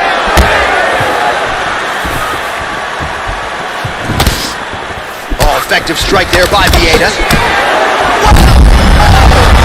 DC, the seminal blow of this fight thus far. Yeah, man, she landed a massive hook, and it has her bad. 2 minutes to go in the round. Oh! Vieira's lower jaw now starting to show signs of swelling. Just missed with the left there. home game. Oh! She is such a diverse striker that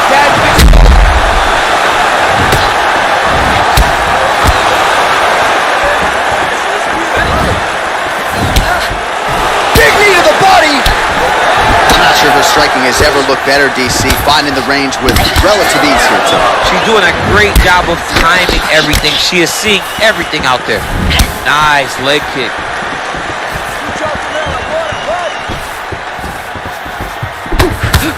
She's starting to put together some significant body work here, and these are going to take... Oh!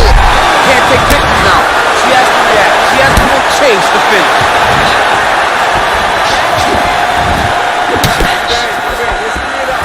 So under 30 seconds. Wow. Vicious combo there. Back to the feet. Overhand block there by Vieta.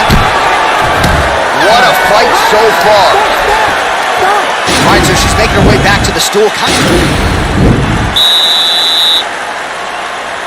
ready to fight? Ready. All right, let's get to round two. Oh, big punch land. Man, that hurts to watch as she continues to... You can never know what you're going to see. Just like that, the fight is over. If you're trying to send a message to the rest of this division, that is how you send it. So a near-perfect shot for her to end the fight. She had this crowd behind her. Bruce Buffer has the official.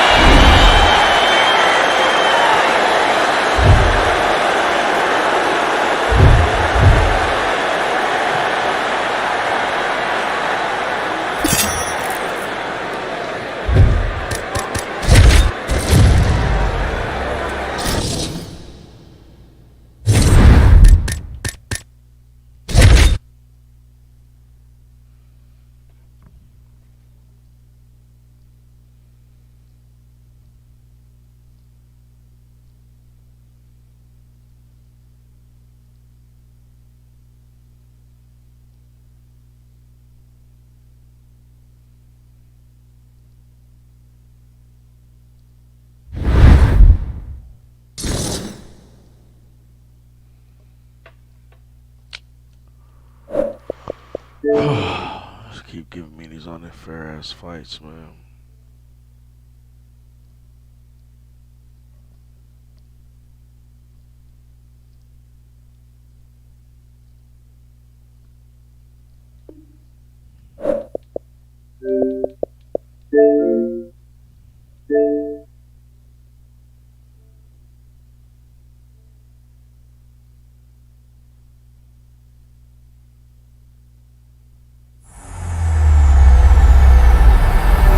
EA Sports, it's in the game.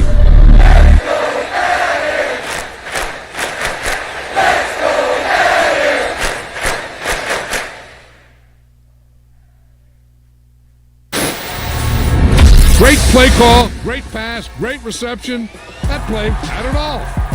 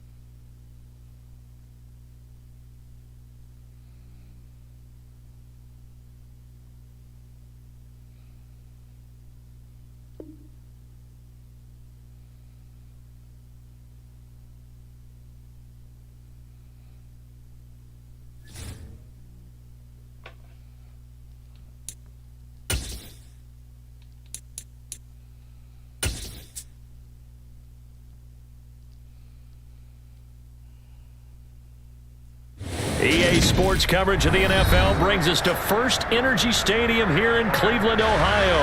Today, we're set for a good AFC matchup between the Miami Dolphins and the Cleveland Browns. Is that how you pronounce your name, man? Zophie.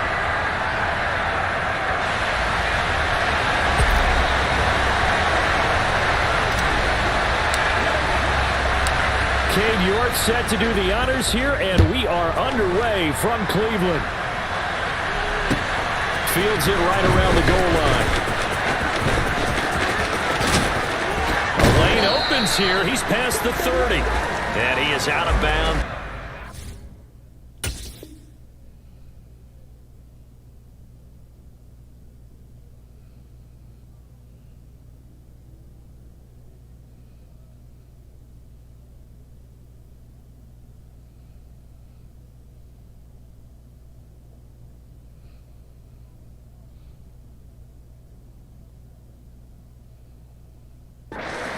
Up past the 30. Down. From the 32 now. Here's 1st and 10. Off the play action. Tagovailoa. Oh, he's going to take a shot right away. He's got him in. Complete. And all the way in for a Miami touchdown.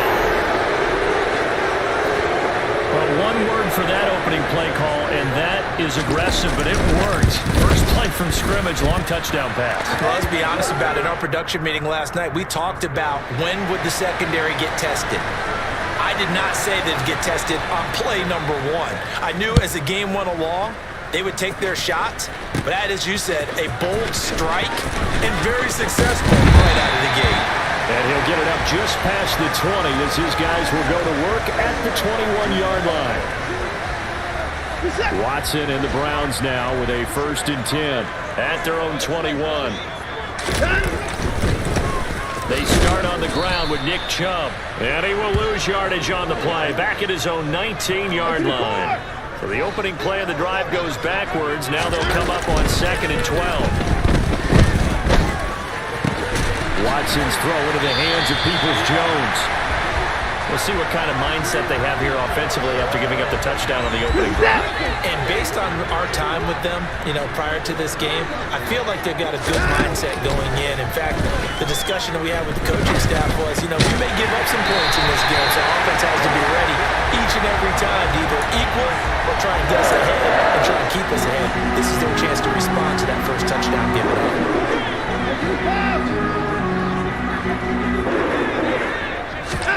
On 1st down, Watson. And he completes it to Hunt. And they're going to have this across midfield and inside the 45. A good pickup there, 26 yards. So now 1st and 10 as they've crossed into Miami territory at the 43. It's a 6-yard gain on the ground, and that'll make it 2nd and 4. Clock rolling as we hit the midway point of this first quarter. 2nd down, here's Chubb again.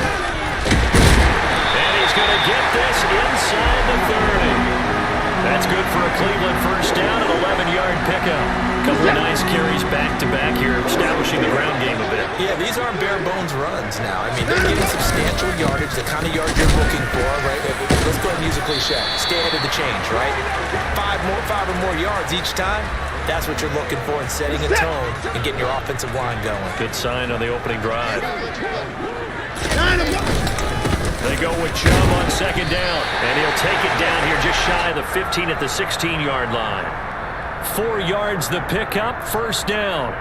You were telling me this yesterday. That's exactly what they want to do on the opening drive, establish the ground game. Yeah, remember our conversation we were talking about with one of the GMs in the league has told me repeatedly, it's a big man's game. And it's not necessarily size. He's talking about playing some big boy football.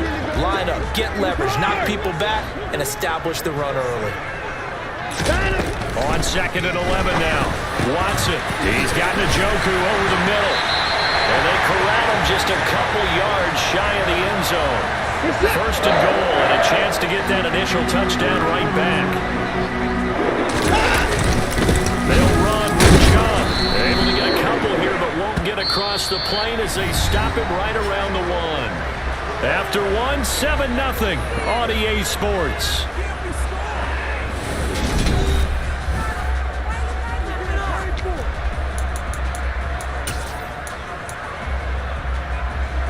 Second and goal from the 1. Now Watson going to sneak it. And he takes this one in. Brown score. Deshaun Watson scoring on the sneak from a yard out. And the Browns are an extra point away now from tying this ball game.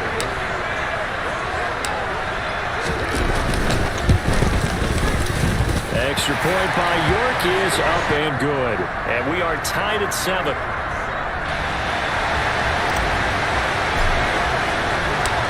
Each team's had it. Each team has scored. 7-7 here as the kick's away. And this will be a touchback as that sails over the end line. Ready. The Dolphins at the line, ready for their next drive. Well, partner, coaches always say that every play is designed to score a touchdown. Sometimes that's not really true, but last drive, that was the case. One play to get into the end zone, and now they'll try to duplicate that success here. And it's rare for those moments to happen. Incredible when they do. And you saw the celebration. Pure, unbridled joy after that one. Now left side on the swing pass. And he'll be upended at the 28-yard line. Just a 3-yard gain there.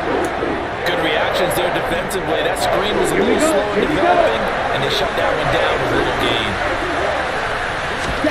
Throwing is Tagovailoa on 3rd down here. And he's going to have to eat this one as down he goes.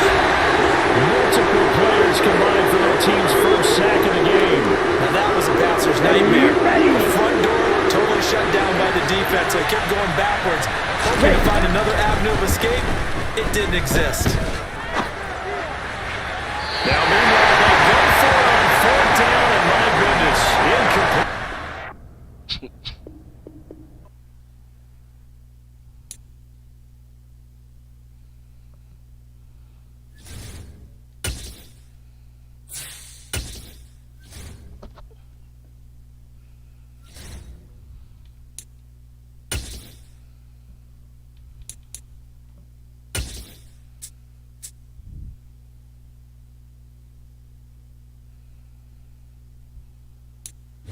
EA Sports coverage of the NFL brings us to the heart of Texas and the very wonderful AT&T Stadium in Arlington. Coming up, we've got what should prove to be a good one between the Cleveland Browns and the Dallas Cowboys. Ready to get us started, it's Cade York, and we are underway from AT&T Stadium. From the 6. And he'll take it up past the 25 to the 26-yard line.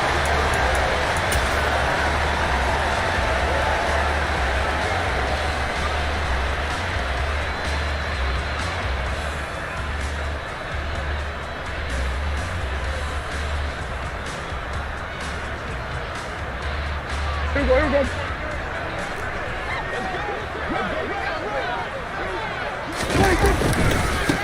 They'll start the drive with Elliott. And an early how do you do right there as they're going to bury him in the backfield.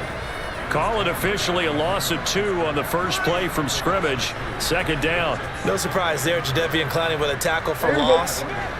We all know how he became one of the most famous players in football, though, don't we remember? Oh, that one play. Yeah, that one big-time play was on highlights everywhere.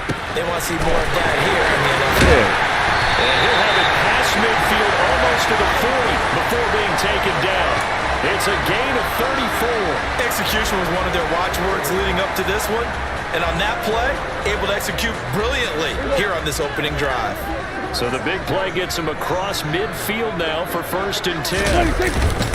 Up the middle, here's Elliott. And he can only manage to get a couple. 2nd and 8 coming up. You've got to be impressed by that defensive front on reps like those. They were not being moved off the line, kept their shoulders square, and gave their teammates time to fight to the ball and limit that gain. We're going to 53. 26. On 2nd down, Elliott once more. 11 yards and a Cowboy first down. Well, one unit I know you want to watch is that offensive line. If they keep clearing holes like that, it could be a long night defensively. No doubt about it, because when they are in sync, as we're seeing so far, when that continuity is there, and you can see that they're playing off of each other while controlling the defensive front linebackers, you're exactly right. It could be a very long night for the defense because someone's going to run for some big yardage. 5 yards is the tally on first down. That brings up 2nd and 5. They'll try to throw now. Prescott. And he can't get rid of it. He's taken down. Multiple players combined for their team's first sack of the game. So that time, Charles, quarterback helpless really in the pocket in the face of a pass rush like that. They were on him instantly. And this came from the interior of the defensive line. And these guys, they're normally anchors of that spot, and they don't often get clear shots at the quarterback. But in this case, he got past the center and the guard in no time and got there to make the play. Oh, he tries to force it in, and it's intercepted. Picked off by Grant Delpit. And the Browns are going to get the football here as they force the INT on the game's opening drive. Not something you see very often from a quarterback of his caliber, an opening drive interception. Oh, there's no doubt in my mind that even he's surprised at how that one played out. But we know this guy is not going to stop him from continuing to fire as this game goes along. Probably give a little nod of respect across the field for that one and let him know he'll be back the very next series. They begin this drive with Chubb. Now they nearly sprung him that time as he takes this all the way down to the 37. Successful start to the drive, 17 yards, and moves the sticks. Good push up front and that run in between the tackles. Let's play the leverage game here. Offensive line just got lower than the defensive front, and they're able to get their pads on them and move them backwards and create space for the running back to roam. Defensively, it was Leighton Vander Esch up from his linebacker spot. That was well played there defensively. 2 tight ends in the formation, which essentially gave him 7 blockers up front. Hard to imagine with all that size and beef that they could let a tackler through, but that's exactly what happened. A loss resulted. Off of play action, it's Watson. And this one is incomplete.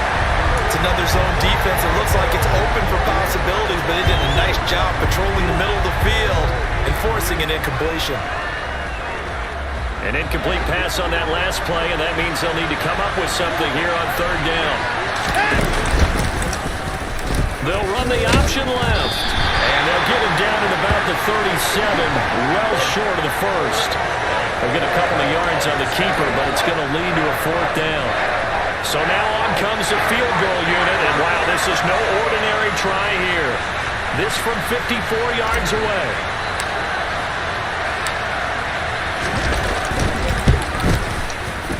York able to send this one through, and the Browns are out to a 3-0 lead. A lot of energy in this building tonight, but the opening drive produces 3, maybe quiets them just a bit, at least momentarily. Just a little, right? That's all you're asking for, right? Things just getting started. You know they haven't taken the momentum totally here, but at the same time, they like what they've done here early going. And he will be taken down here as the first quarter of play will come to an end.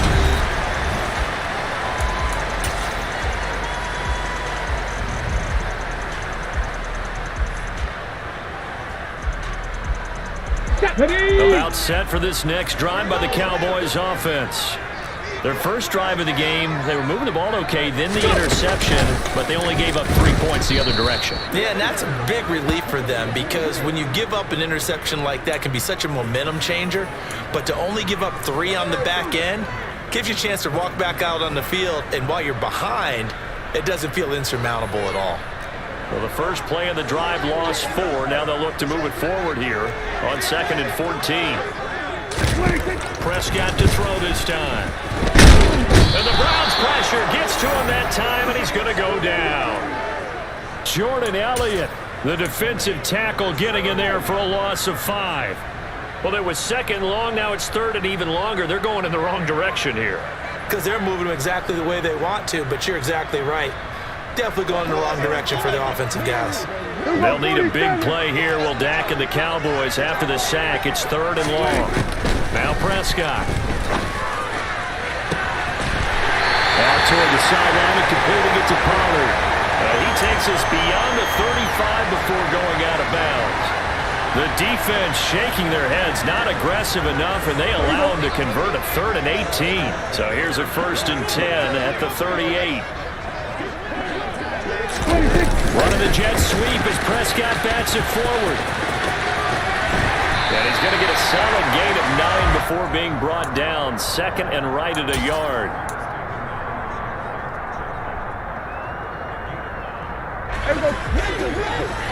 Hey, kill! Hey, kill!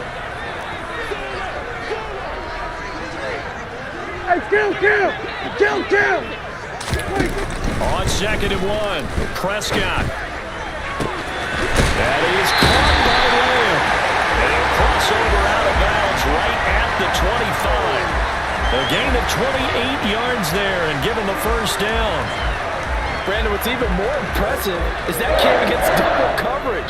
He gashed them with that reception, even with the extra focus that he drew from the defense.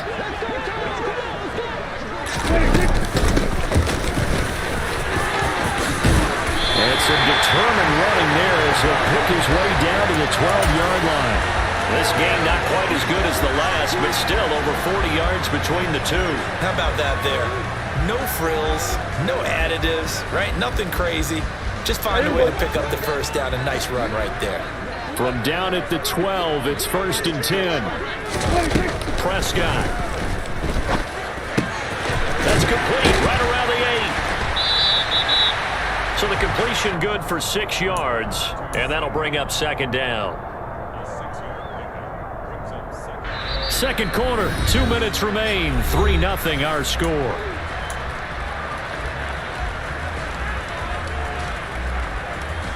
Four yards to go on 2nd down from the 7.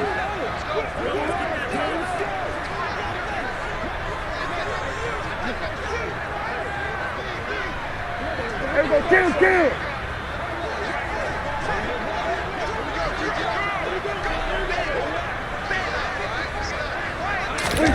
Running the jet sweep as Prescott bats it forward. And he will score.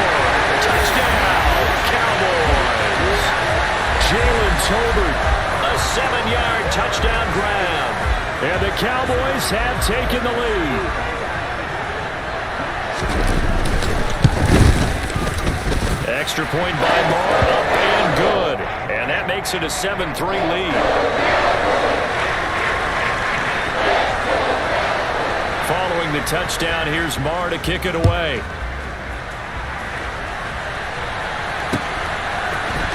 We'll see a return here from the end zone. And no chance to get away as they'll get him down at about the 17-yard line.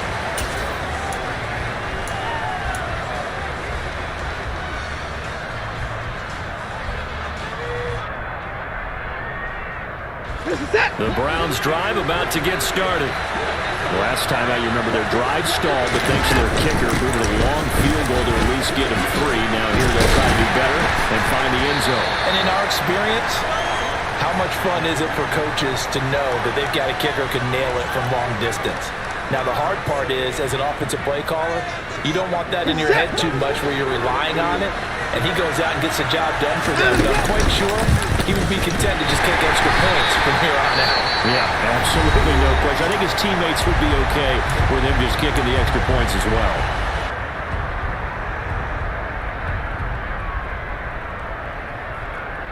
So 7 yards from the 1st down here as they come up to the line of scrimmage. Throwing on 3rd down, Watson. He'll rifle this one deep right side. And that's caught inside the 35. And they're going to move it down inside the 25. So barely time to catch our breath. Here's 1st and 10 just outside the red zone. A strong broken tackle on that one. And then they get him to the ground just shy of the 15. Offensive linemen love creating space for their guys carrying the ball. But when that guy also breaks tackles and creates extra yardage, they almost feel like he's one of them, and they really embrace it. Now that'll be tipped and intercepted. Picked off by Malik Hooker. And the Cowboys will take over here as get it up to the 43-yard line. And as we've seen, points have been precious so far, and they just threw something away on that snap. And look, let's face it, as we advance further into this game, that play will be on the minds of everyone who's watching it. They wonder if this is the turning point. Is this the spot where those points are given away and could cost them a ball game? They start on the ground with Elliott. And a pretty athletic run right there as he's going to get this down inside the 40. The Cowboys going to use their second timeout now as they stop it here with just under 40 ticks to go in this first half. This throw left side is caught by Tolbert. And all the way inside the 15 before they drop it. 24 yards to gain there, another first down as well. Well, for teams that like to play man coverage, running corner routes can be tough on them because of the ability of getting into it. Sometimes you're squaring it off, sometimes you're just route. Oh, that's into a sea of bodies, and it's intercepted. Greedy Williams picks it off, and the Browns are going to take over at their own 2-yard line. Charles, not only is that an interception, it's one when you were really knocking on the door for a touchdown inside the red zone.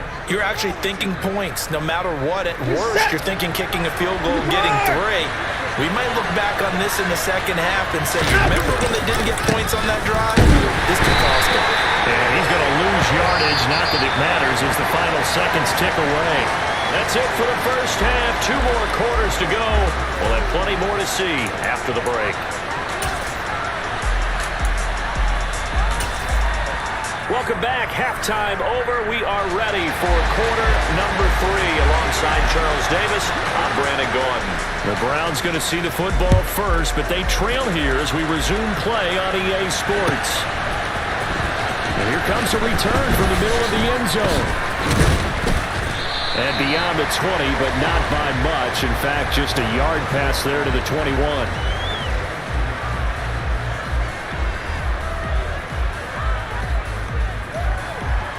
The Browns drive about to get started. Charles, it'll be interesting to see what adjustments this offense made in the locker room. Haven't really been able to get anything going offensively, virtually nothing in the ground attack either. So certainly something has to change here in quarter 3. And I'm pretty sure their friends from the defensive side of the ball told them exactly that, because those guys, the stop troops, they've been playing pretty well. They've kept them around in this game. Now they got some time. The running game struggled in the first half. Opposition knows how to focus on defending the pass here. They've got to re-energize that ground game and maybe open things up for a comeback here in this half. They'll need 5 on this play to move the sticks. Here's Watson. They set up the screen to Chubb. And some room to run now. And he'll take this to the other side of midfield before going out of bounds. A good pickup there, 26 yards. Well, they certainly had their share of troubles running the football in this one, but this play is almost an extension of the running game right here. They set up the screen, let him work out in space on the perimeter, and he turns it into a big pickup. On first down, they'll run with Chubb. And just no chance of turning the corner. He can only get back to the line of scrimmage. 2nd and 10 coming up. And now a timeout called by the Cowboys defense.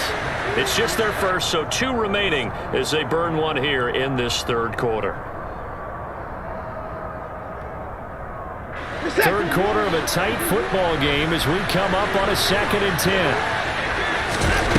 Back to throw, Watson. That's complete to Peoples-Jones. And he's going to have another first down here as the tackle's made at the Cowboys 35. Just his 2nd catch of the game so far. This one moves the chains. Still in search of their first touchdown of the game, but they're on the move. 1st and 10. Watson now to throw. Quick throw knocked away.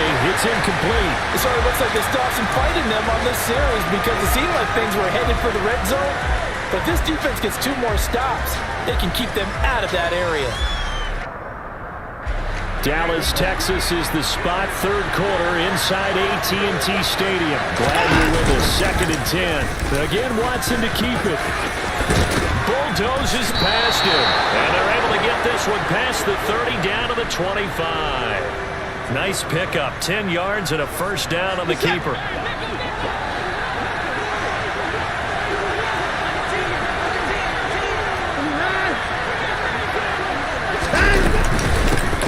try going up the middle. They get him to the ground right on the cusp of the red zone after a pickup of 5 or 6. You know what really fires up offensive linemen? When the guy that is carrying the ball behind them can create his own space and break a tackle along the way. They'll go left side on the ground with Chubb, and he'll get him inside the 15 down to the 14-yard line. 6 yards the pickup, and that's a first down.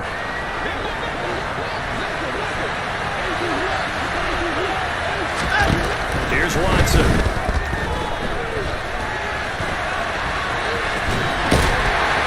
And he's able to work it here to the 8-yard line.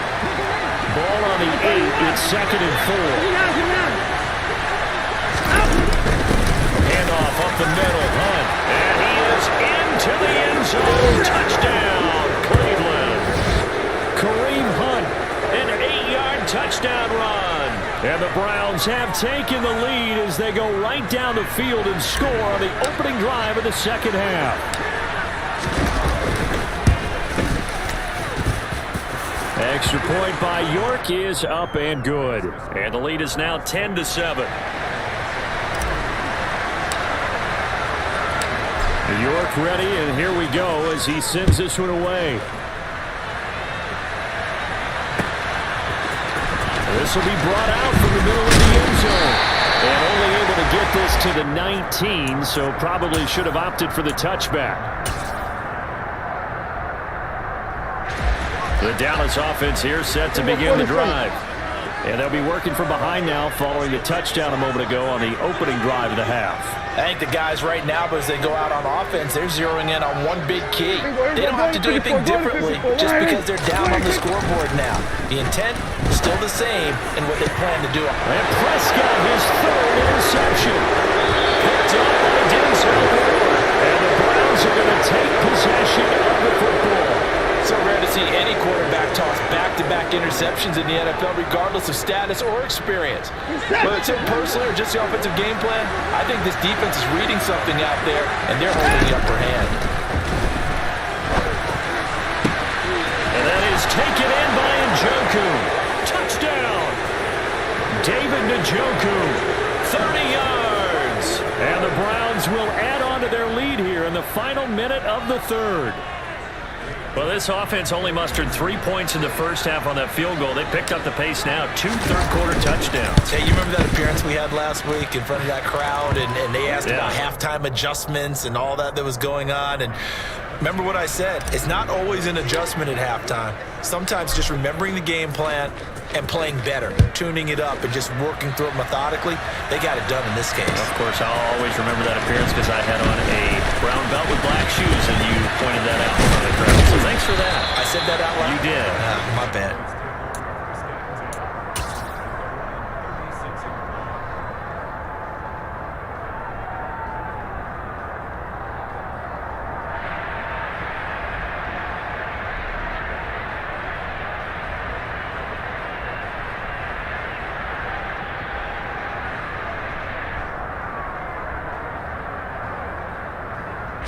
About set for this next drive by the Cowboys offense. They're sort of seeing themselves spiral out of control. Let's see if they can get things back on track. And this is where the coach is walking that walk. Touchdown, Cowboys! Tony Pollard, 64 yards. And the Cowboys are able to cut into this deficit here in the final minute of the 3rd. Extra point by Moore, up and good. And the lead's down to a field goal at 17-14. Following the touchdown, here's Moore to kick it away.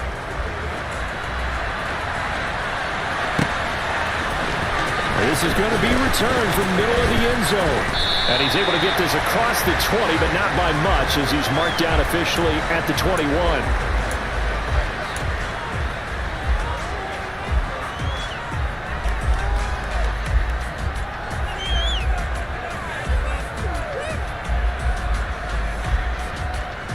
The Browns drive about to get started.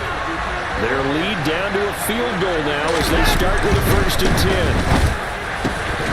A throw left side to start out. That's complete.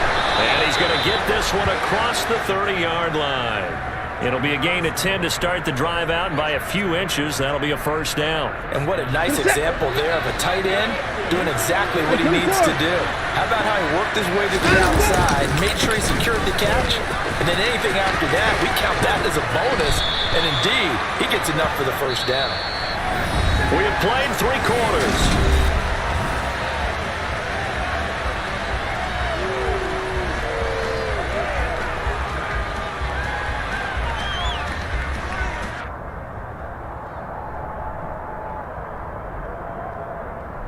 An ideal spot here to get a first down and try to run some more clock, and this is second and less than a yard. And again, it's Chubb. And he'll be brought down right at the 45-yard line. 4 yards the pickup, first down. And I'm guessing you'd say this is kind of the key here. Grind out some yardage, work on that clock, see if you can continue to tick it down. Definitely, you want to bleed things out at this point, right? Continue to possess the football, gain some yardage, and put the onus on the defense. Do they have to use timeouts? What are they going to do to stop you? You're taking charge. Credit him with a 1-yard gain there to make it second and 9.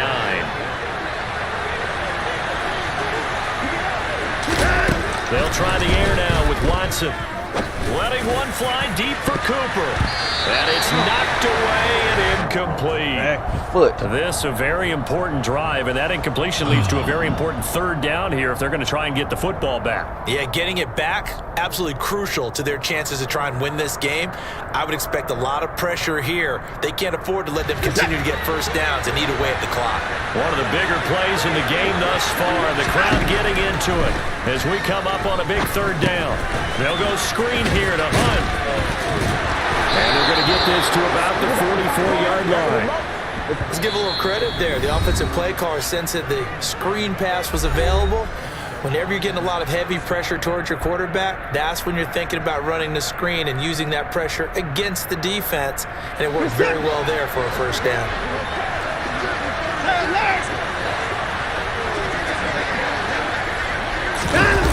Watson off play action. And he can't find a receiver, and he's brought down. Finally hauled down for the first time this game. Multiple defenders in there to drop him. Don't need it all back at once, but you figure they're going to need something here. 17 yards to go on second down. Here's a throw out wide, complete to his running back right side. And they'll get this down to around the 47-yard line. I wonder what was going through his mind when he got the play call. He just got sacked on the previous play. He knows they're coming after him again. A little bit of guts to stand in there, take the hit, and successfully complete the screen pass. Really well done. Now a shot taken on third down, but it's going to wind up incomplete. Sure, that pass was incomplete as they made an attempt to get a big one downfield. But that's okay because the second part of that is if you don't get the completion, at least you've told the defense you're trying to stretch them out a little bit, and they may have to change accordingly. And not what he was hoping for there, as this will hit in the end zone for a touchback.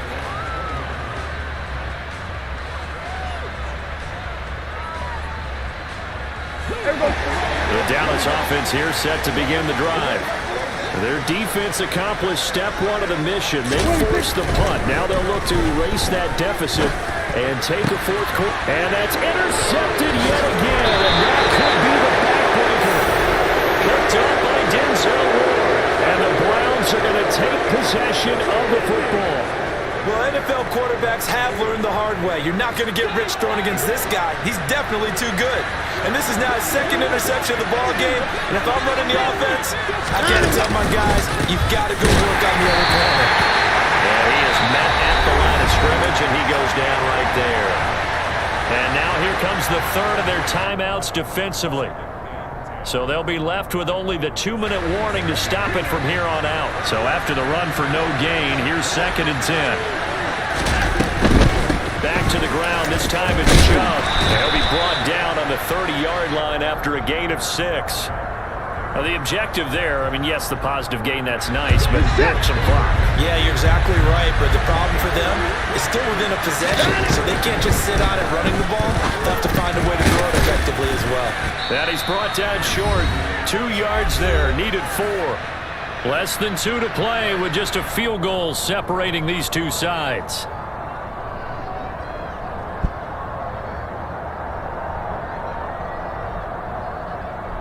What is that?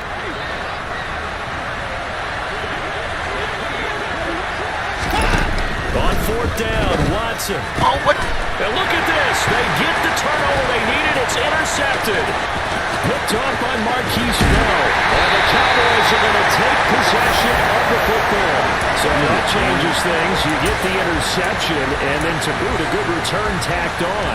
And really it was down to him versus the quarterback on the return, and that's one you would think the defender would win. But a nice job there of seeing the play all the way to the end and making the tackle by the QB. A first down carry by Elliott.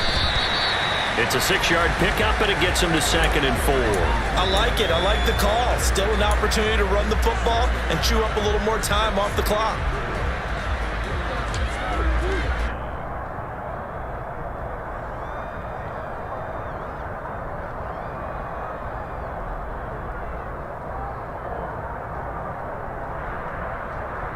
Trying to kill the clock. The last run got 6. Now 2nd and 4.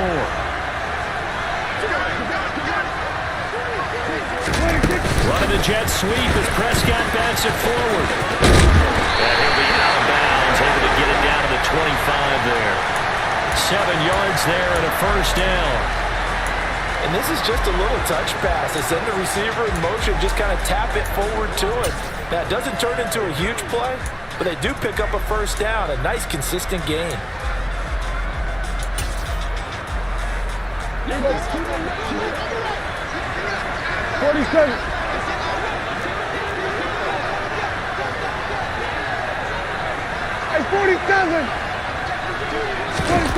To throw, Prescott. And this is caught for a Cowboy touchdown. Jalen Tolbert with his 2nd touchdown of the night. And the Cowboys have taken a 4th-quarter lead. Charles, what a big drive late in the 4th quarter to take this lead. And normally you're really excited if your offense has the ball late in the game. I think this crew is really excited to have their defense go back out there because they haven't surrendered a point in the 4th quarter yet. They've helped make this comeback possible with their defensive play. Now they get a chance to finish this game off. After the roughing penalty on the PAT, they'll kick off from 15 yards further upfield. And they will not get a chance to return this one as it's through the end zone for a touchback.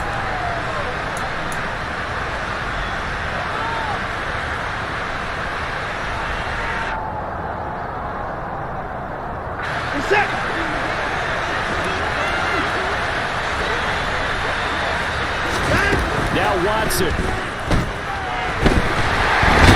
Can't get a throw off. He's taken down. What a huge play at this point in the game. Micah Parsons showing off that elite athleticism as he gets the sack. Here's Watson. Now a desperation throw deep downfield. And the comeback may start out. It's intercepted. Picked up by Trayvon Diggs. And the Cowboys have just about sewn up this football game. About set for this next drive by the Cowboys offense. And 3 timeouts remaining here defensively, but really not much reason to use them at this point as this one is all but over. If they use the timeouts here, it's strictly for show. We got plenty to catch.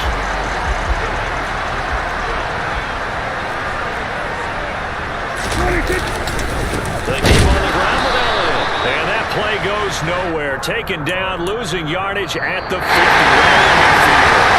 So this one will end in a victory for the Dallas Cowboys.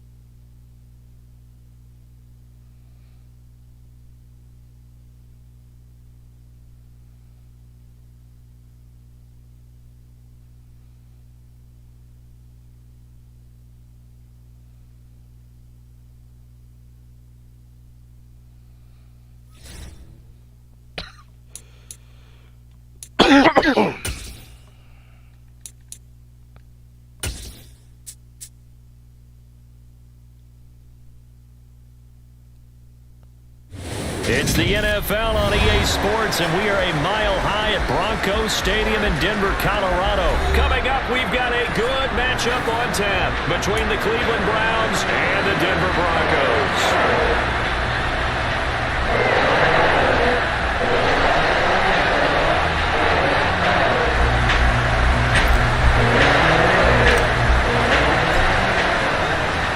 And off we go from Denver.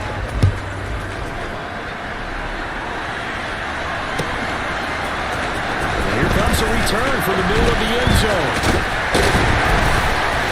And this return will net positive as he gets past the 25 and up to the 27-yard line.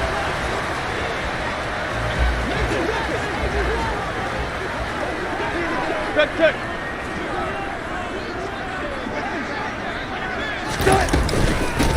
They begin the drive with Williams.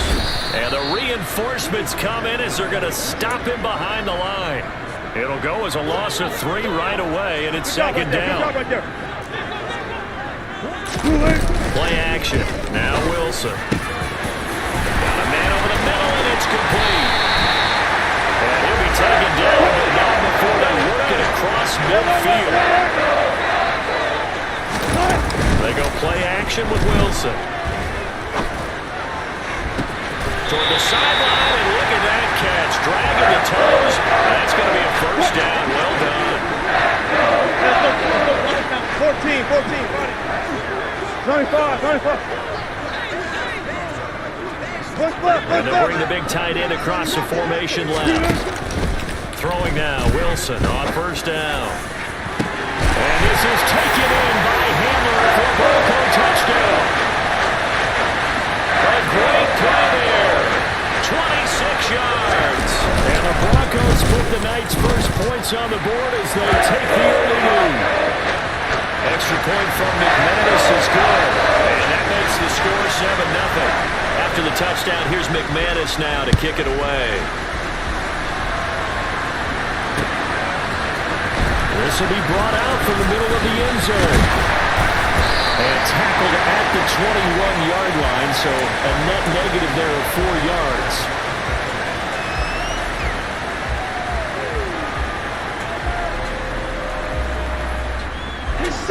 Watson and the Browns now with a 1st and 10 at their own 21.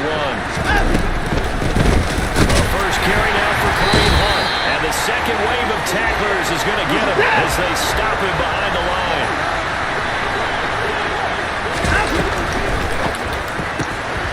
And there is Amari Cooper. And I think the ball's out, but this will get out of bounds, so possession will stay the same. They're already trailing here in this first quarter. Last thing they needed was to cough the football. They coughed it up, but luckily for them it went out of bounds. Yeah, still a long way to go, but when you're losing, every possession takes on a little bit more importance, doesn't it?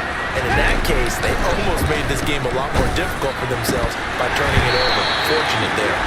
Now, meanwhile, a pass that should have been intercepted, but it winds up falling incomplete. After the incomplete pass, here now is 2nd and 10. A first carry now for Nick Chubb. And he went backwards. He'll be down at the 30. See what they have drawn up here. A little bit behind the line. 12 yards needed to gain a first down. A throw there, but that's going to wind up incomplete. That's exactly what defense is talking about. You got to find ways to get off the field when you can, especially on 3rd down. And 3rd down defense going to be vital in this game. Able to knock that one away and force a 4th down.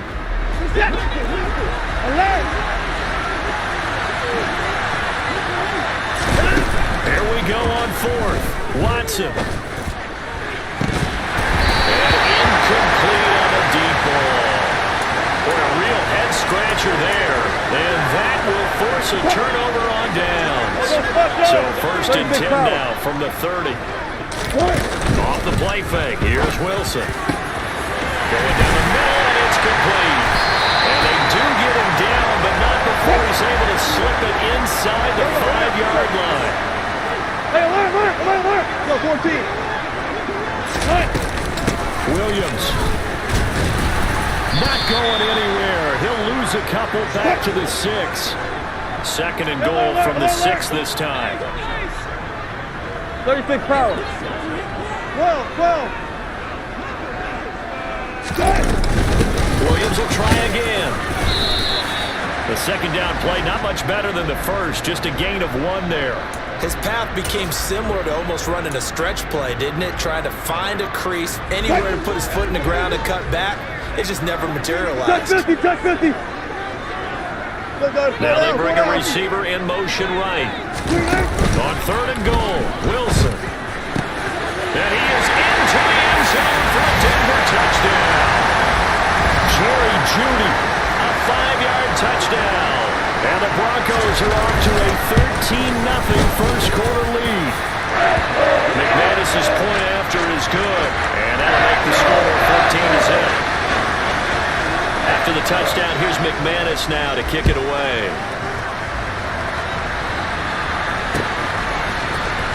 This is going to be returned from the middle of the end zone. And that decision to bring it out ends up not being a good one. Costs him about 5 yards as he's tackled at the 20.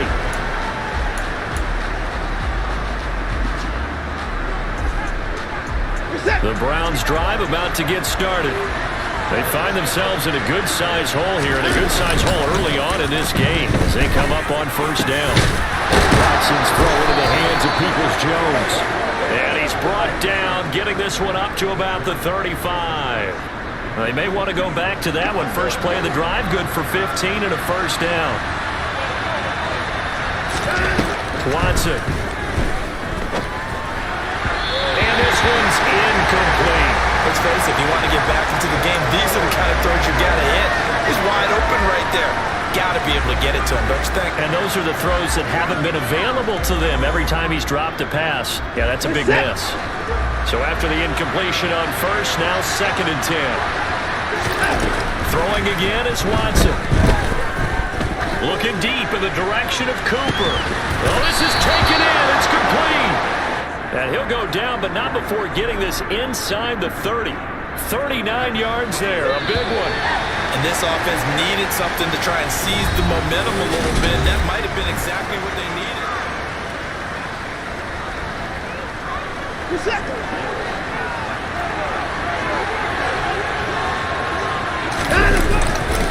Chubb will get the call running left. And nothing much materializing there on the first down run. He'll get a couple, and that's it.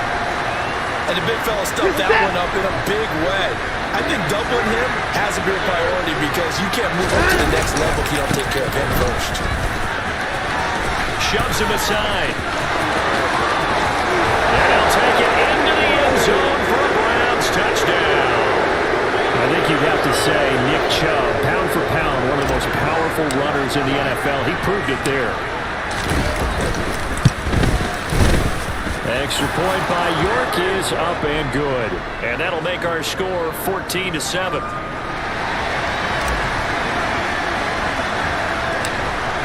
York ready, and here we go as he sends this one away. From deep in the end zone, he's going to bring this out. And ultimately cannot get this out to the 25-yard line as he's dropped at the 23.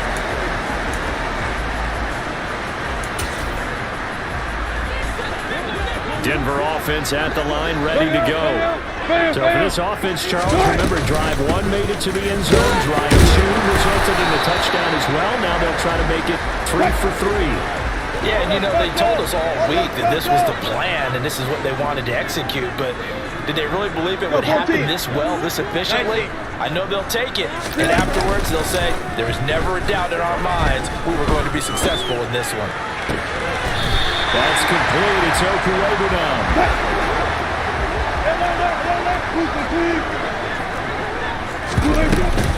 Now a first down carry. It's Williams. And some work. And he'll be taken down across the 50 at the 45 in enemy territory. That's another gain of 15 on back-to-back plays. So a 1st and 10 upcoming from Browns territory now at the 45-yard line. And a strong run there as he'll take this all the way down to the 35. 11 more yards that go around, a first down as well. We both know it's difficult, but they've made it look effortless out there. Through the air, on the ground, they've moved the ball with relative ease. Running game working, they'll stick with it on first down. They'll get a nice chunk there on the first down run, and it's 2nd and 4. Consecutive positive runs for him on the last 2 snaps. He certainly appears to be trying to put the offense on his back and just move them down the field when his number is called. The way he's running it, I keep going back to him. And he'll be a couple yards shy of the red zone here at the 22-yard line. 6 yards the pickup, and that's a first down. We've hit the 2-minute mark in the second quarter, 14-7.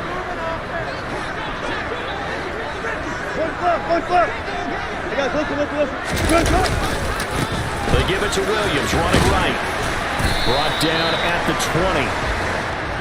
3 yards on that last carry. Here's 2nd and 7. Well, he hasn't made much of an impact in the running game thus far, and after that last run, not much is going to change in that area. He hasn't been able to get anything going, and really the offensive line not helping him much. Good job right there. Good job right there. They go play action now. Wilson. Got a man. It's Judy complete. Touchdown Broncos. Making a hat trick for Russell Wilson. 3 touchdown passes now. And the Broncos go up by 2 touchdowns. Extra point from McManus is good. And it's now 21-7. After the touchdown, here's McManus now to kick it away. Here comes a return from the middle of the end zone.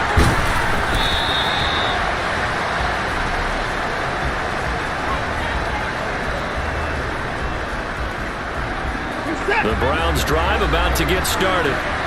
Charles, we'll see what they can do here. Not a ton of time left, but enough certainly to get points out of this drive. Where the fuck? Rifles one, and that's going to be intercepted.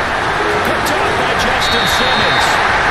But when I looked at him, he was kind of shaking his head right after he threw that pass. What did you see? Well, from a defense's perspective, anytime you have your eyes back towards the quarterback, you're in a position to make a play on the ball, whether it's a big-time play by you or an overthrow by the quarterback. You have a much better opportunity. Here's 2nd and 9, just a yard on that last run. Let's go double count right here, double count. Play action, it's Wilson. Now loose football, the ball comes out, and this is picked up by the Browns. Here he goes, right side. He's at the 40, the 20, and he's into the end zone. It's a fumble return for a Browns TD. Let's go. Oh, backbreaker. That'll drive the coach, the offensive coordinator, just crazy. You get it all the way down there in the red zone, can't capitalize. Instead, they go the other way on the fumble return for a touchdown. How about the aggressiveness of the defense, though? They're not about to just fall on a fumble, are they? Scoop and score is their motto, and they just did it. Extra point by York is up and good. And they're back within a touchdown at 21-14.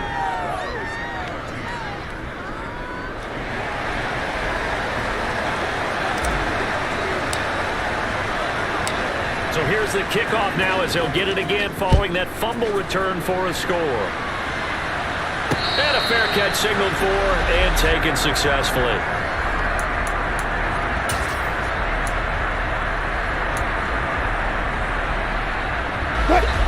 The Broncos onto the field ready to start their next drive.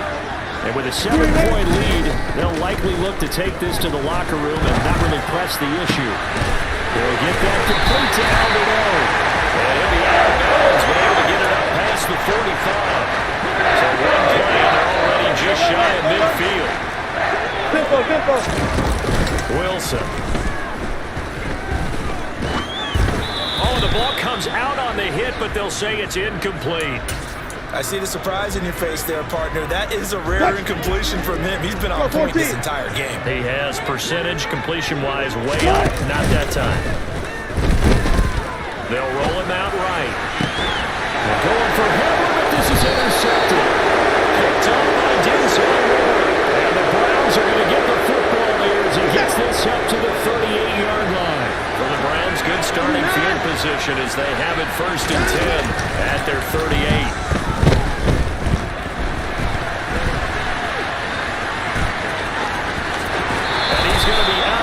Right at midfield. Evident there that he learned his lesson from the last drive. No way he was going to force a throw that time. When nothing broke open, kept it, and ended up running for a 1st down himself. And now we'll get a late timeout as it comes in the waning moments of quarter number 2.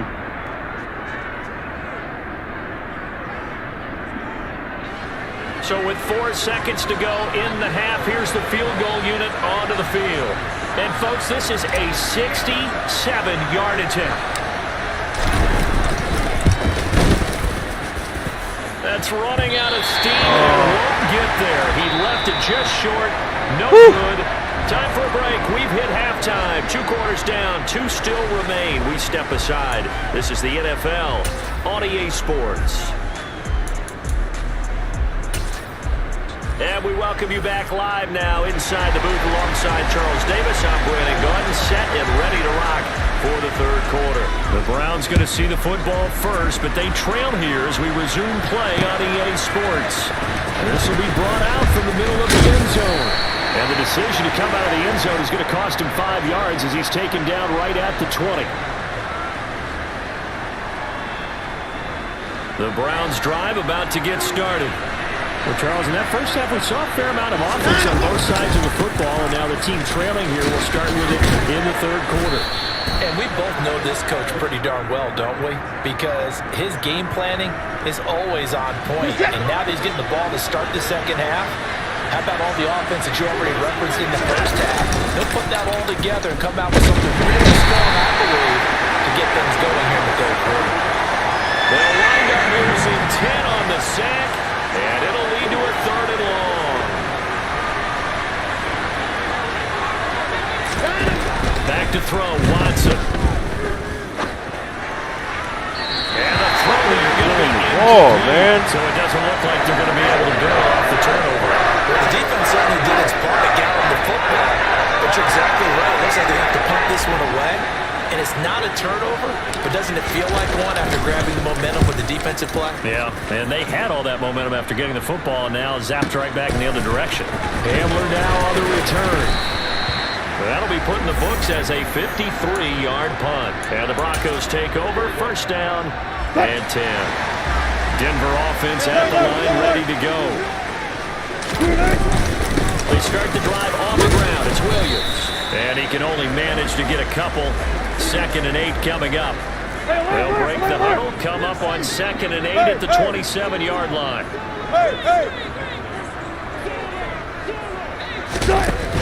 Now it's Wilson. And that falls to the ground, incomplete.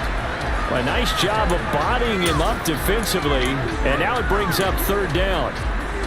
Normally being a big-bodied receiver plays to their advantage downfield. Go up and make the catch, take the hit, and pick up yardage. But in this case, the hit was timed really well and popped it free from his grasp.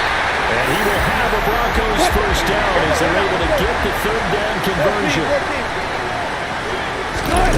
They'll throw on 1st down with Wilson. Got a man over the middle, and it's complete. And they got it well across midfield, down to the 40 before it's all said and done. On 1st down, Wilson. Oh, he'll air this one deep for Judy. And that is caught. Touchdown, Denver. Jerry Judy, 40 yards. And they're able to add on to their advantage. McManus's point after is good. And the lead now up to 14. After the touchdown, here's McManus now to kick it away. Russell Wilson actually looked like he's decent. This is going to be returned from the middle of the end zone. And he'll be stopped right around where he would have been had he gone down to a knee, maybe a yard shy of there at the 24. The Browns drive about to get started. These guys definitely hoping for a better showing than their last appearance. They couldn't really even move the football much beyond the shadows of their own goalpost, Charles. We'll see if they can get a better, more sustained drive going here. Yeah, and every team that we ever talk to says the exact same thing. When you start a drive from that deep in your own territory, the goal is a minimum of at least 2 first downs, because even if you have to punt them, you change the field position. You flip the field a little bit. They didn't get that done. This time they want to string together a nice drive and help themselves out. Well, this is where the mile-high air really starts to affect an opposing offense. Guys moving a bit slowly here. It's 3rd and long. Where are you? And now the 3rd down throw incomplete as well. I think it's safe to say they've made some questionable decisions out there so far. Force some throws into tight coverage. He's Where are you fucking pulling the ball, game. man? Like, 4th for real. down now, but he's fortunate on that one not to have another turnover on his ledger. They will indeed snap it to Watson. This is the tight end. And you don't. And now this is going to be close. The defense says they stopped him, and they did. A surprising move to go for it. Predictably, at least somewhat predictably, it doesn't pay off. And the Broncos are going to get the football back in great field position. And not much running room. Down to the 32. On 2nd and 9, Wilson. He's got a man. It's his tight end. That's complete. And he'll be out of bounds just inside the 25-yard line. Go, go, go. Go, go, 4 down, 4 down. Go, go, go. They'll bring a receiver in motion left. Wilson now to throw on 3rd down. And he takes a release as this will be incomplete. Sometimes the game is pretty simple. Put a few extra defensive backs on the field, give them nowhere to throw the football, force the incompletion, and get off the field on 3rd down. Good job right there, good job right there. 14. Hey, easy. Here we go with Williams. Man, get the fuck out of here, man. He's got some space. And he'll take it into the end zone for a demonstration. Boy, missed tackles continuing to plague this defense, and they surrender another big play and a touchdown here. Yeah, by my count, at least 2 guys had shots. I ain't never seen so much bullshit in one game, man. That was definitely not one of their better efforts right there. After the touchdown, here's McManus now to kick it away. And here comes a return from the middle of the end zone. And ultimately cannot get this out to the 25-yard line as he's dropped at the 23. The Browns drive about to get started. I kind of feel like they've reached a do-or-die point in this game, Charles. If they're going to try to pull off an impressive comeback, it has to start right here, right now. Yeah, now they've got a final chance to get out of this situation. And now off to the races, down the right side. And he'll be marked down right at the 15-yard line. A real field flipper there as all of a sudden they've got a first down in the red zone. They go up the middle with Chung. And it will surge forward for about 5 yards down to the 10. Ball sits on the 10, 2nd and 5. Now Watson. And he'll be hit as he releases it, and that'll fall incomplete. Help me out here a little bit, partner, because what I'm seeing is a passing game that's just struggled to complete anything. No rhythm, no timing. Seems like every pass is also contested well, so give some credit to the defense.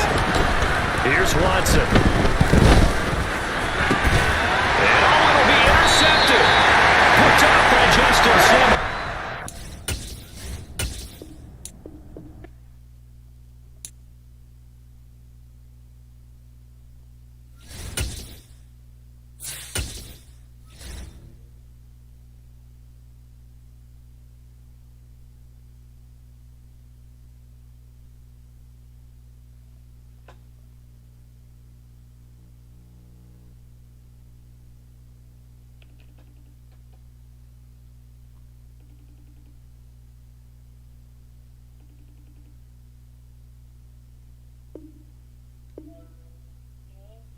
What are you up there doing?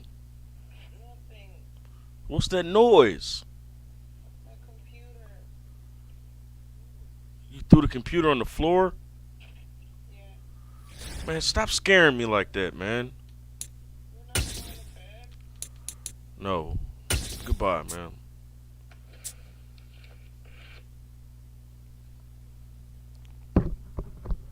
EA Sports coverage of the NFL brings us to First Energy Stadium here in Cleveland, Ohio.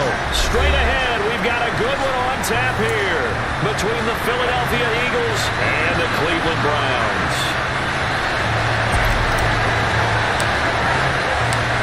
Cade York set to do the honors here, and we are underway from Cleveland. He will return this from deep in the end zone. And ultimately cannot get this out to the 25-yard line as he's dropped at the 23. Get it! 18 Cardinal! Hurts throwing right away. Open man, that's Devontae Smith. And they get him down, but not before he takes it across the 40-yard line. One play has him up past the 40 already, and another 1st and 10. Miles Sanders, first carry of the game, and he's going to bowl his way forward to the 48. It's a 7-yard carry to set them up with a 2nd and 3. A nice run here early on. It doesn't take a great play caller to realize you want to establish a guy of his caliber with runs like this early because they'll pay dividends as the game progresses. A good run, got 7 on first. Here's 2nd and 3. Hurts sets up to throw it. That's caught by the big tight end, Dallas Goedert. And they're going to have another 1st down as he's going to be tackled at the Browns' 41-yard line. Here we go, set!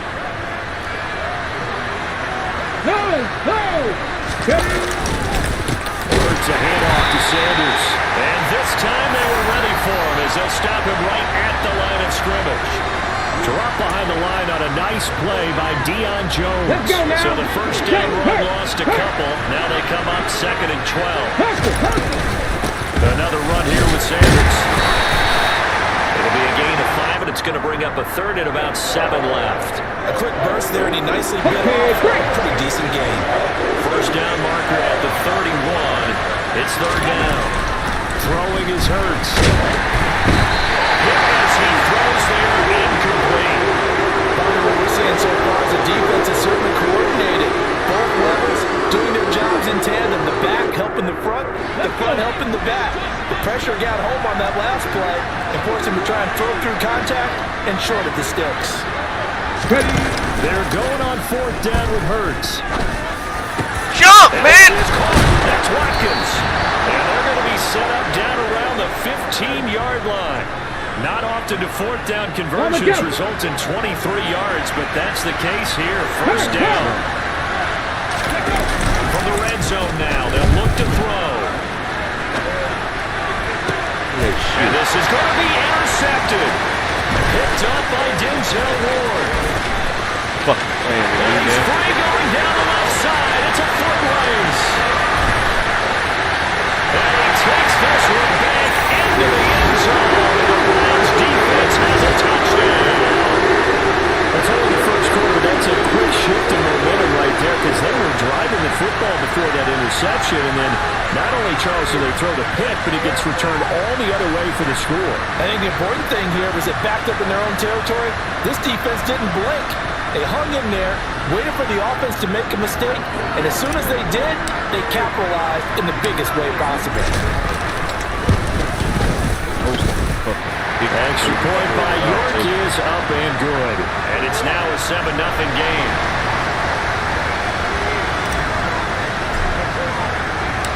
So they throw the pick 6. They'll get another shot at it now as this one's in the air. And no return on this one as the fair catch is signaled for and taken. The Eagles offense set to begin their next drive. Well, remember, they were just out here a moment ago through the pick six, so we'll see if they can take better care of the football this go-around. Yeah, and sometimes, partner, I think it's almost better that you just throw the pick six and you come right back out on the field. You're not over on the sidelines dwelling for it for very long. You're not hearing everyone say, hey, you'll get them next time. Hey, don't worry about it. All that stuff just goes right out the window. You're right back out on the field with a chance to atone. He can't find anywhere to go with it, and he goes down. Multiple players combined for their team's first sack of the game. It looks like a nickel set now for the Browns on third down. A fake the give to Sanders, and now Hurts. This is caught. It's Brown. And he's going to have an Eagles first down as they're able to get the third down conversion. Ready? Pat the street! Pat the street! They go play action with Hurts. He's going deep for Brown. And that is incomplete. Well, nearly another interception there. That would have been 2 drives in a row with a pick. He's got to start taking care of the ball way better than what we're saying. Interestingly, that throw is probably worse than the one he threw the interception on last drive, but fell incomplete. An incomplete pass on first down. That leads to a 2nd and 10. Play action. Here's Hurts. This is Smith with the ground. And they're going to have another first down as he's going to be tackled at the Browns' 38-yard line. Start of the second quarter, and it's the Eagles in possession as they've got it with a 1st and 10.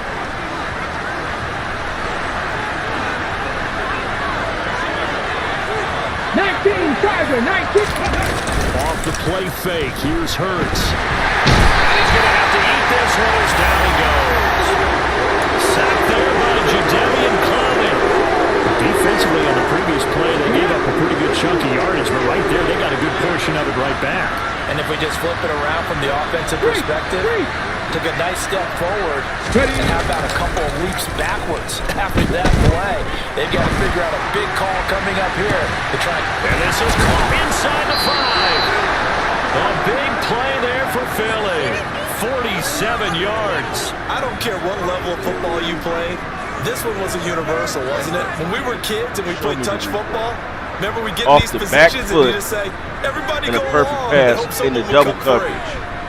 Get the flying fuck out of here, man. Play, a chance to finish now on 1st and goal. Sanders is not going to get in here as they push him back to the 2-yard line. It's a loss of a yard there, and now 2nd down. I have a feeling they'll stay committed to running the football, especially on their early downs. They just haven't had a whole lot of success just yet. Sanders again, fighting for the end zone. He lost the football. It's out. You know how often we hear about the red zone, right? From the 20-yard line going in, that scoring zone, getting points on the board. A lot of teams call from the 10-yard line in the green zone. That's your money zone. He fumbles the ball inside the money zone. You have one job, take care of the ball. There he goes, Amari Cooper. 30, 10, 5.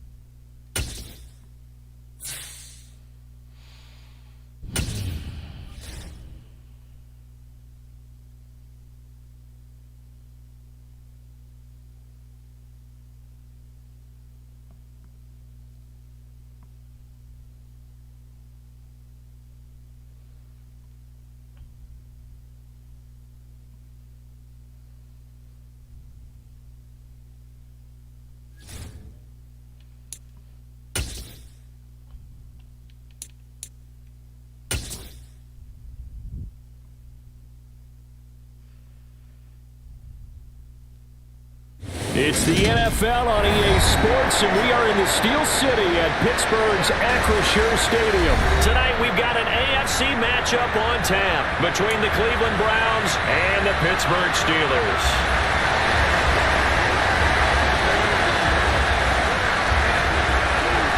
The kicker, Chris Boswell, has it ready to go, and we are underway from Pittsburgh. They'll elect to bring it out here from the end zone. And that decision to bring it out ends up not being a good one. Costs him about 5 yards as he's tackled at the 20.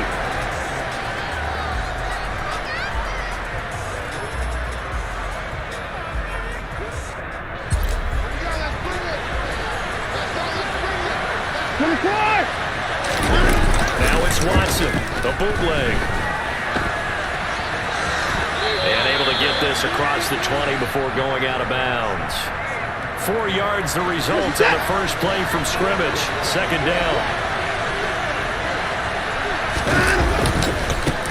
First carry for Nick Chubb. And he'll be stopped up at the 26 after a gain of only a couple. Just not a whole lot of room to operate there on that carry. No, not at all. They did a really nice job staying in their proper places and not allowing any lanes to open up. To throw is Watson. Steps away to his left. It's incomplete. Took a shot, couldn't connect. Good clean play. No flags coming out of the pocket of the officials. Turns into an incompletion, and that should get them off the field with a 3 and out. Set.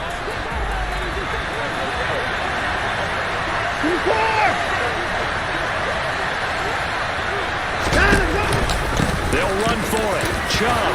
And up to the 35 before they're able to knock him down. A curious decision to go for it, but it pays off with a first down. Watson off play action. This complete to David Bell. And he'll have it past midfield almost to the 40 before being taken down. 23 yards on the play. Operating out of Steeler territory now. Here's 1st and 10 at the 41. Now it's Watson. Trying for Brown, and it's intercepted. Levi Wallace with a pick. And the Steelers are going to get it back here just past the 35. That right there is the inauspicious start that they were hoping to avoid, and a turnover on the first possession. I love how you use those college-bound words like that, inauspicious. Well done. I really appreciate that. But here's the thing for me. I'm just wondering if their game plan is correct. You know, I think they felt like they could come in and throw it around pretty well. That interception early, they may rethink how they go about attacking. 7 yards on the pickup there, and it'll leave them with a 2nd and 3. First carry for Najee Harris. And he'll get maybe a couple, if that, up to the 46. Trying to pick it up on the ground with Harris. And he's going to get the first down as he covers up after a pretty good shot there. Give him 3 yards and a fresh set of downs.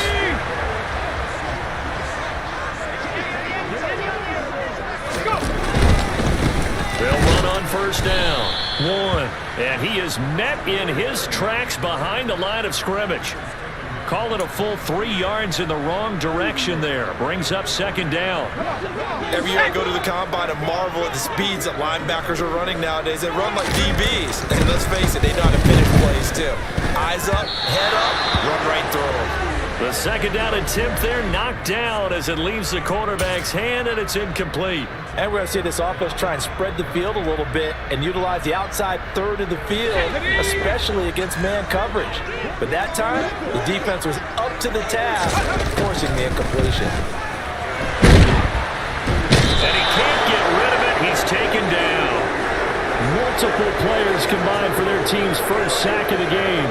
It always helps for a visiting team to come in and set the tone on defense. In fact, when we talked with them prior to the game, they said they wanted this home crowd to feel like they had to hide their valuables when they were in town. Well, the home crowd quiet now early. See if their offense can take over and get some points on the board. That'll go as a punt of 34 yards that time. And the Browns will take over 1st and 10.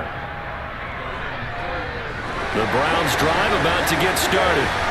Remember last time out they threw the interception on their first drive. Good news, their defense backed them up, so it's still 0-0 here as they begin their 2nd possession. Yeah, one great way to judge a defense. How do they handle what we call sudden change? When all of a sudden, you know, it goes against their offense and they have to run out in the field and try to put out the fire. give this one great kudos for getting out there and not letting that interception lead to points. Excellent job by them defensively.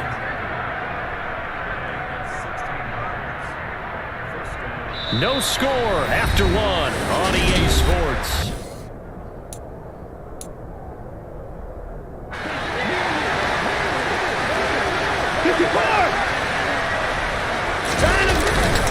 On first down, they'll run with Chubb. And he's going to get stopped up quickly. Give him a yard down to the 43. No doubt about it. A really nice job there by the defense, not allowing him to get to the perimeter. But that means your defensive ends, your outside linebackers, the guys that you pay big money to sack the quarterback, they also have to have interest in the running game as well. And they did a nice job there holding the point of attack and not giving ground. And they're going to have themselves another first down as the tackle's made at the Steelers' 32-yard line.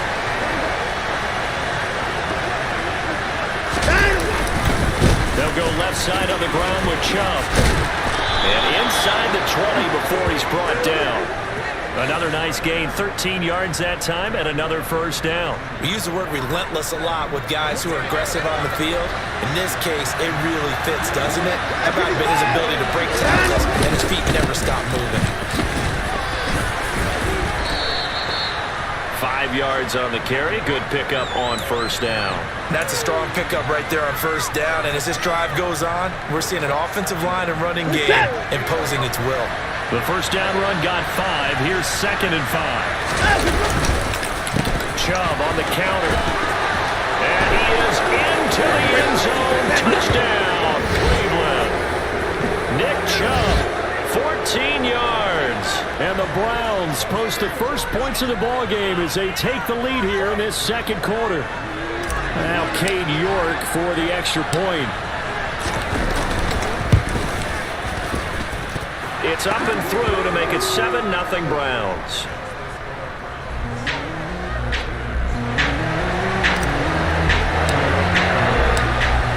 York ready, and here we go as he sends this one away. And this will not be returnable. It's out of the back of the end zone for a touchback.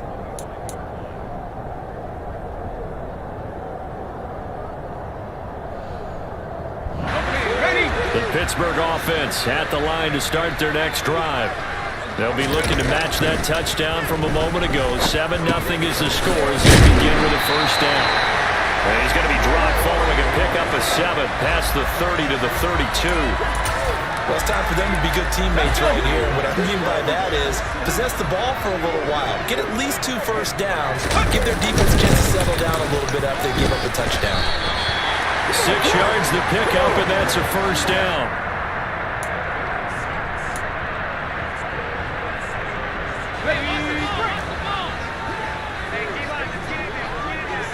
Two minutes on the clock, second quarter, 7-0 ball game. Oh, I see you, fam. I see you, Buckshot, Twin Buckshot. Yeah, this is my last game before I call it a night, man. Line of scrimmage, the 37 on 1st and 10. On 1st and 10, it's Pickett. Looking for Austin, intercepted. That time defensively looked like they showed quite a bit of pressure, but backed off, and it proved fruitful. They get the pick. He went through all of his rules about getting rid of the ball quickly because he read blitz. And he I saw got all those people stacked in the line surgery, of scrimmage, man. and then they fooled My him eyes by all dropping fucked into up. I just had coverage. Now he's ready to get rid of the ball fast, but guess what? Too many defenders out there. Exactly as you described, an interception. Now a throw here going to be taken in by the tight end Njoku. And he'll get this to the 22. So they began the play at the 11, and it's a gain of 11. First down. A first carry now for Kareem Hunt. And he will lose yardage and be backed up to the 24. Alex Highsmith simply would not be stopped on that play. Now they contend with a 2nd and 12 after the loss. Watson. Oh, the ball comes out on the hit, but they'll say it's incomplete. Down a fine line when you're setting up the screen. You don't want to throw it too early and have the defense react too quickly. And you definitely don't want to throw it too late, and that way it's not formed perfectly. Got to make sure you hit it just right. Throwing on third down, Watson. Looking for Cooper, that's complete. Touchdown, Browns. Deshaun Watson finding Amari Cooper. And the Browns will extend their lead in the final minute of the half. CD for them, this has just been an offensive explosion here in the second quarter. Yeah, held scoreless in the first quarter. Now they find the end zone again here in the second. Sometimes you just have to have some patience. A lot of people think it's always an adjustment. You have to change what you're doing. Sometimes you just have to do your game plan just a little bit better. And I think that's part of what we're seeing here. York ready, and here we go as he sends this one away. And that'll carry over the back line of the end zone for a touchback.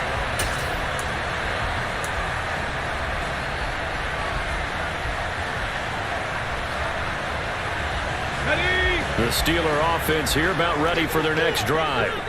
And with a little under a minute remaining, they may try to put something together here just to try to cut into that deficit.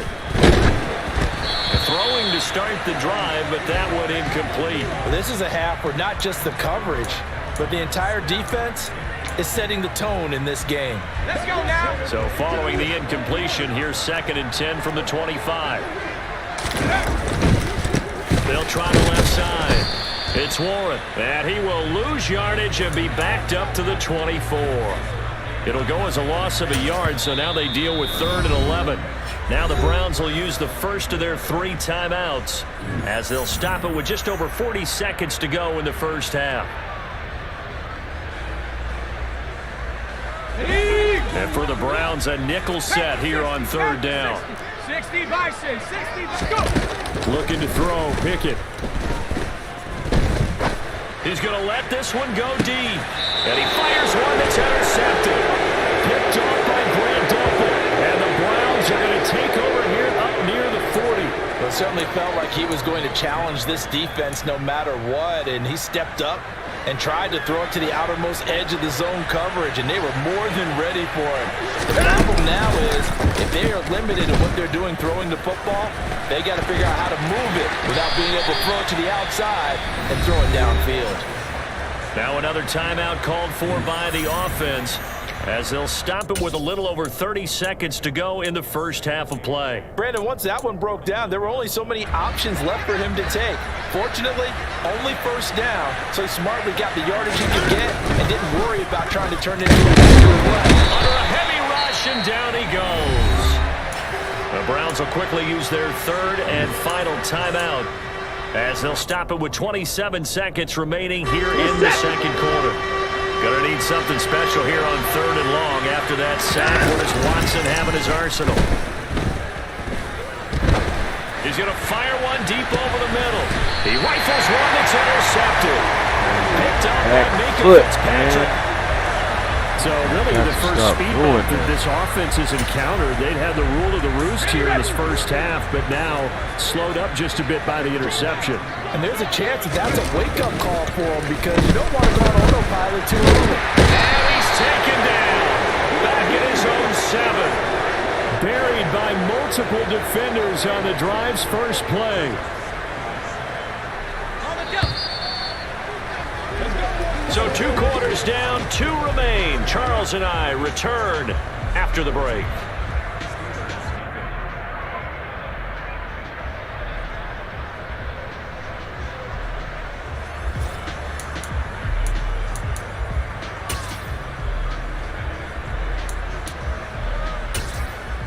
Welcome back. Charles and I settled into the booth, ready for quarter number 3. The Steelers going to get the football first here, trailing on the scoreboard as we are back underway on EA Sports. And this will be a touchback as that sails over the end line. The Pittsburgh offense at the line to start their next drive. As they begin their second half here, Charles, offensively, not where they want to be, obviously. They're losing in this ball game, but very much within striking distance. We'll see what adjustments they make in the second half. Is that the old glass half full, half empty type of a deal? And which way do you want to look at it? Because you're right, they're down on the scoreboard, but they're definitely opportunities now. Because if they want to go ahead and get going in this one, get back to the running game. I think there are going to be some places to go with it, and I think the offensive line will appreciate the chance to fire out and hit people. That's a good point because they virtually had nothing going in the ground game in that first half. This defense is just flat getting after it. They have not given up much of anything in the run game. Case in point right there. A third down now. Those last two plays indicative of how things have gone for them. Just nowhere to go on the ground and struggling to put up points. Throwing there, but this pass is going to wind up incomplete. Well, this is just a continuation of what we saw in the first half. So much for the fresh start to begin the third quarter. Still off-target throws, no rhythm throwing the football, and obviously no touchdown scored in this game. The Steelers send out their punter now as he'll kick it away for the second time.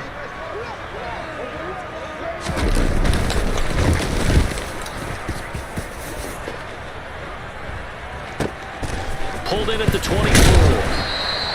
It's a net of 40 there, a punt of 48 and a return of 8. And out will come the offense as they take over. The Browns drive about to get started.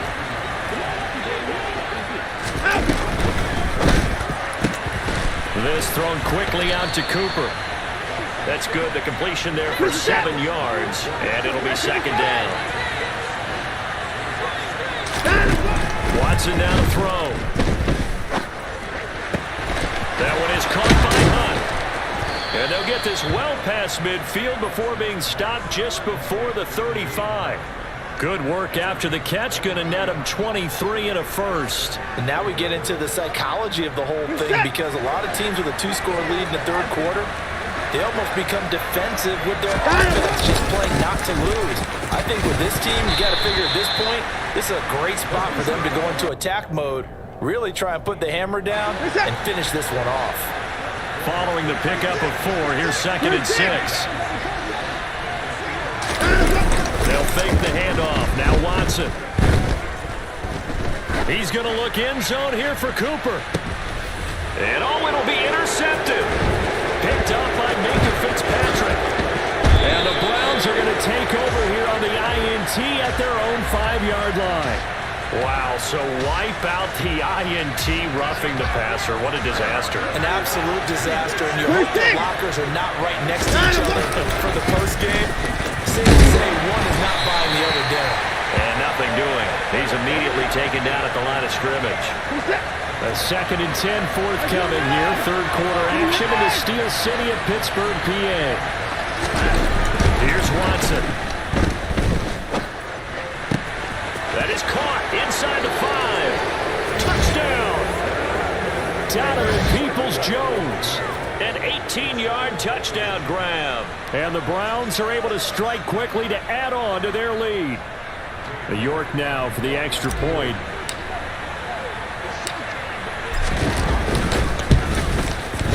And it is now 21-0.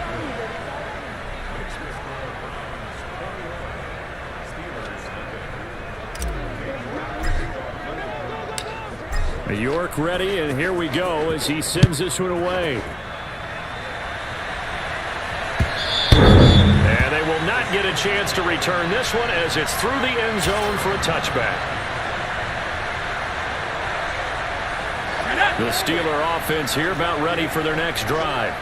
Well, the disparity in this game, it just seems to grow with each possession here, Charles. They are really struggling. They have not put up a single point, and on the other side, the points keep piling up and up and up. So you know the frustration level has to be rising, right? So they've got to find a way to quell that because otherwise, they certainly won't get anything done in this one. Keep diving deeper into the offensive playbook, but bottom line is, don't. But it's intercepted. They got Pickett for the third time in this game. Picked off by Grant Delpit. Don't quit. Finish it out. This is my last one from my stream, man. Don't quit.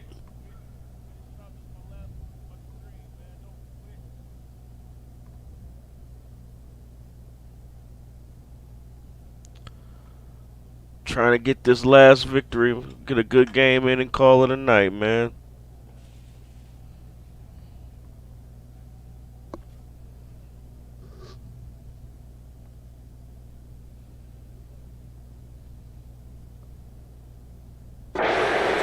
Charles. That's now 3 interceptions in this ball game. But there's a lot of knowledge to be gleaned every time you throw an interception if you do things the right way. And hasn't there been a pretty darn good quarterback along the way who threw a lot of interceptions early, learned from them, and became great later? Who would that be? That'd be one Peyton Manning threw 28 his rookie year. That's the NFL record. How things turn out for him? I think okay. He's a guy in all the commercials now, right? Yeah, I think he's doing okay. Touchdown, Browns! Donovan Peoples-Jones. 2 catches, 2 touchdowns here so far. And the Browns will add on to their lead here in the final minute of the 3rd.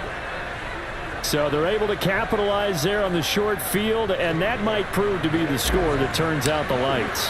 The party's over. Oh, sorry about that. That's an old reference there, folks. But yeah, they've been the better of the 2 teams by far, and that's great complimentary football right there. Defense gets the turnover, sets up the short field, and the offense goes right out and scores to open up a pretty sizable lead. Man. York ready, and here we go. Send your link, man. Follow me on Twitch, Facebook, YouTube, all that good stuff, man. And this will not I'll be follow you returnable. back It's too, out of the man. back of the end zone for a touchback. Game over. I'm gonna send The my Pittsburgh link. offense at the line to start their next drive. And really, Charles, not much of a surprise that they're losing. They just haven't been able to get much of anything going in the pass game. And as you well know, in today's NFL, if the passing game isn't working, usually not much else is working either. Exactly right about that, partner. And I know that right now the easy answer would be, hey, let's run the football. But that might not be everything you need. So despite the fact that they've struggled throwing it, they've got to find... And for the 4th time tonight, it's an interception. And the Browns are going to have the short field here as they'll take over right at the 50. Boy, Charles, you hate to see this for a rookie quarterback. You're hoping it doesn't shake his confidence, but that confidence, it might be shaken because that is 4 interceptions for him now in this ball game. It has to be shaken. And now Watson throws another interception. Levi Wallace with a pick. And the Steelers are going to take possession here at their own 33. Well, to be blunt, not a whole lot has gone right for this defense in this ball game, but that's something right there. Still in the 3rd quarter. It would take something around miracle territory for a comeback, but maybe that's a start, Charles. Yes, sir. And my goodness, another interception. Picked off by John Johnson. And he takes this one back into the end zone, and the Browns defense has a touchdown. Well, I mean, you get it. They're trying to make something happen here in this 3rd quarter, CD, but I don't think a pick 6 is exactly what they had in mind. No, not at all, because this offense, they've been stuck all game long. Haven't dented the scoreboard yet, and they're kind of forced to take a few chances here, and that one, it backfired in a big way. York on now for the extra point.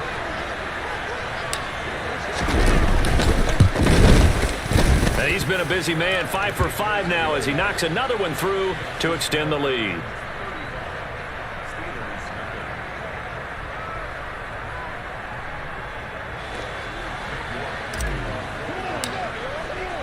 So they'll get another shot on offense following that pick 6, and now the kick is away.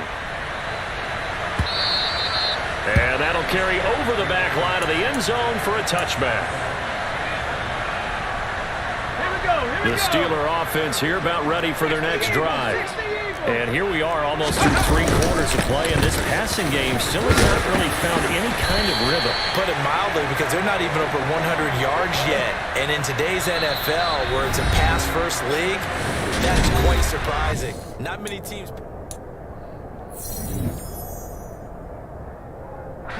Ball up to the 35 now as they come up on 1st and 10. First down, and they go back to Harris. And he'll be taken down, but not before he works it past the 50. 46 yards rushing for him now on just 6 carries to this point. Couple of very nice carries to start this drive out. Yeah, 2 first downs. And how about that second one? What a nice run on that particular play. I'm telling you, they're going to start to think that this game is easy if they continue to rip off yards like this. And he'll be taken down here just shy of the 30. It hasn't been the cleanest game for him, but there was a sign of improvement as he looks towards the next one. Nice bit of scrambling to move the sticks, and even more importantly, he didn't risk adding another interception to his ledger. First and 10, here's Pickett. And this one incomplete. Threw it down at the feet of his receiver. And that's another play that's painted the picture of this game overall. It's been a blowout. It's been continually fueled by big turnovers and stops for one side and an inability to advance the ball from the other. Now a give. Running left is Harris. And here's another tackle made at the line. So they're converging well on the football now. No gain on that one as it brings up a 3rd and 10. Early down stuffs to put this offense in a precarious position. We know that securing the point of attack, especially against the big-bodied guys in the middle of this D, has got to be priority one. Pickett sets up play action. That ball caught by the former Toledo Rocket, Deontay Johnson. It'll be a gain of 5. And that's going to make it 4th down. One thing I think that's safe to say defensively, the tackling's been really good. And because of that, it's been very, very hard for them to move the ball because you're not getting the benefits of run after catch. They're tackling them almost on the spot. That means you have to run extra plays, harder to move it. Boswell's kick is good. And they'll get back 3, but this remains a large deficit. Well, it's a Pyrrhic victory at best, but Charles, no team wants to get shut out, so it's hard to blame them for taking the 3 there. You can't blame them one bit. It hasn't been the best performance, that's for darn sure. But there is something to be said for fighting to avoid the goose egg, and they're at least trying to finish out strong. And he's up past the 20 to the 22-yard line. The Browns drive about to get started. Well, we've reached the stage where it's a mere formality at this point. They've got the comfortable lead. We know what the outcome is going to be. I guess the only question is, do they want to put more points on the board before the final gun? Well, I certainly hope not. And I'm being selfish here because you and I have flights to catch. Let's go ahead. He's got a man complete. And he'll be taken down, but not before they work it across midfield. Now we'll play fake, and it's Watson. It's incomplete. Took a shot, couldn't connect. So the Browns in possession of the football here as we get you reset. They've got a 2nd down now as they look to salt this one away.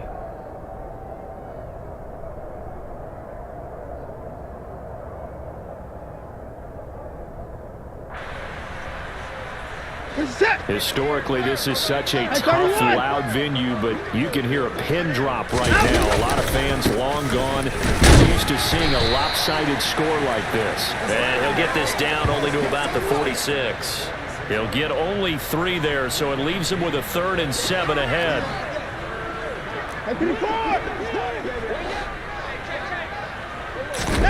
Back to throw, Watson. And that's going to be caught by Peoples-Jones. And they're going to have themselves another 1st down as the tackle's made at the Steelers' 23. And they're able to convert on 3rd with a solid gain of 23.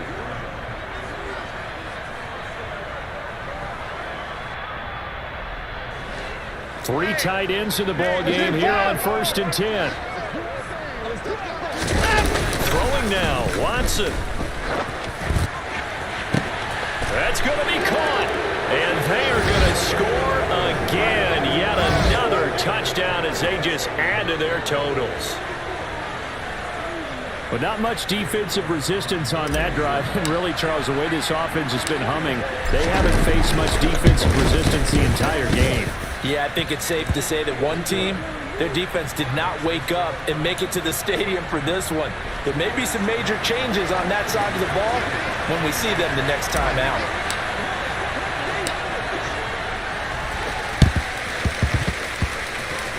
And this doesn't work. The Steelers recover it.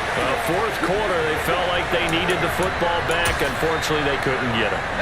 And I know we brought analytics into the game, and someone has said here that the data says that when a team's expecting an onside kick, 80% of the time, the team expecting it, they do actually recover the ball, which is what we saw here.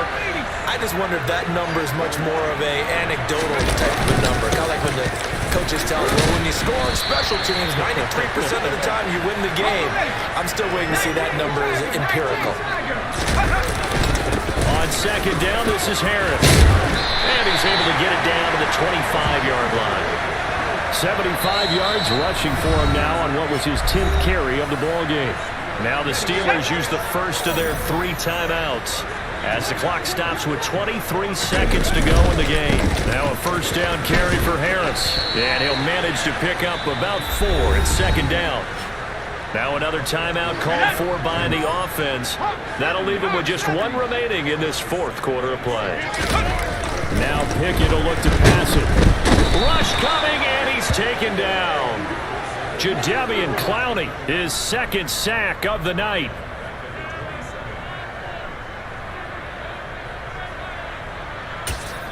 And here come the whistles and a timeout with 7 seconds left.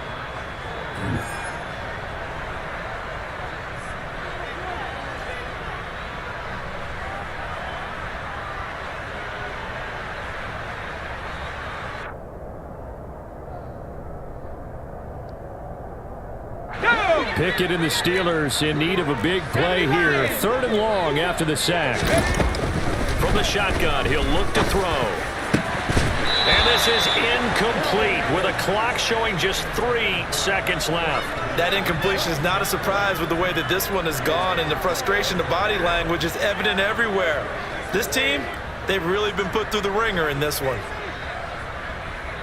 So Pickett is off to the sideline, and Chris Boswell is on for the Steeler field goal try. He hit his first one, this from 44 yards out now. And his kick is right there. Good game, man. Good game. They'll get back 3, but this remains a large deficit. And as this defense walks off the field, they can do so with their heads held high. What a performance by the offense, too. I mean, really, Charles, just complete domination on both sides of the football here in this one. I'm going to sleep, though. I can't even hardly keep my eyes open, man. Hope y'all enjoyed. Follow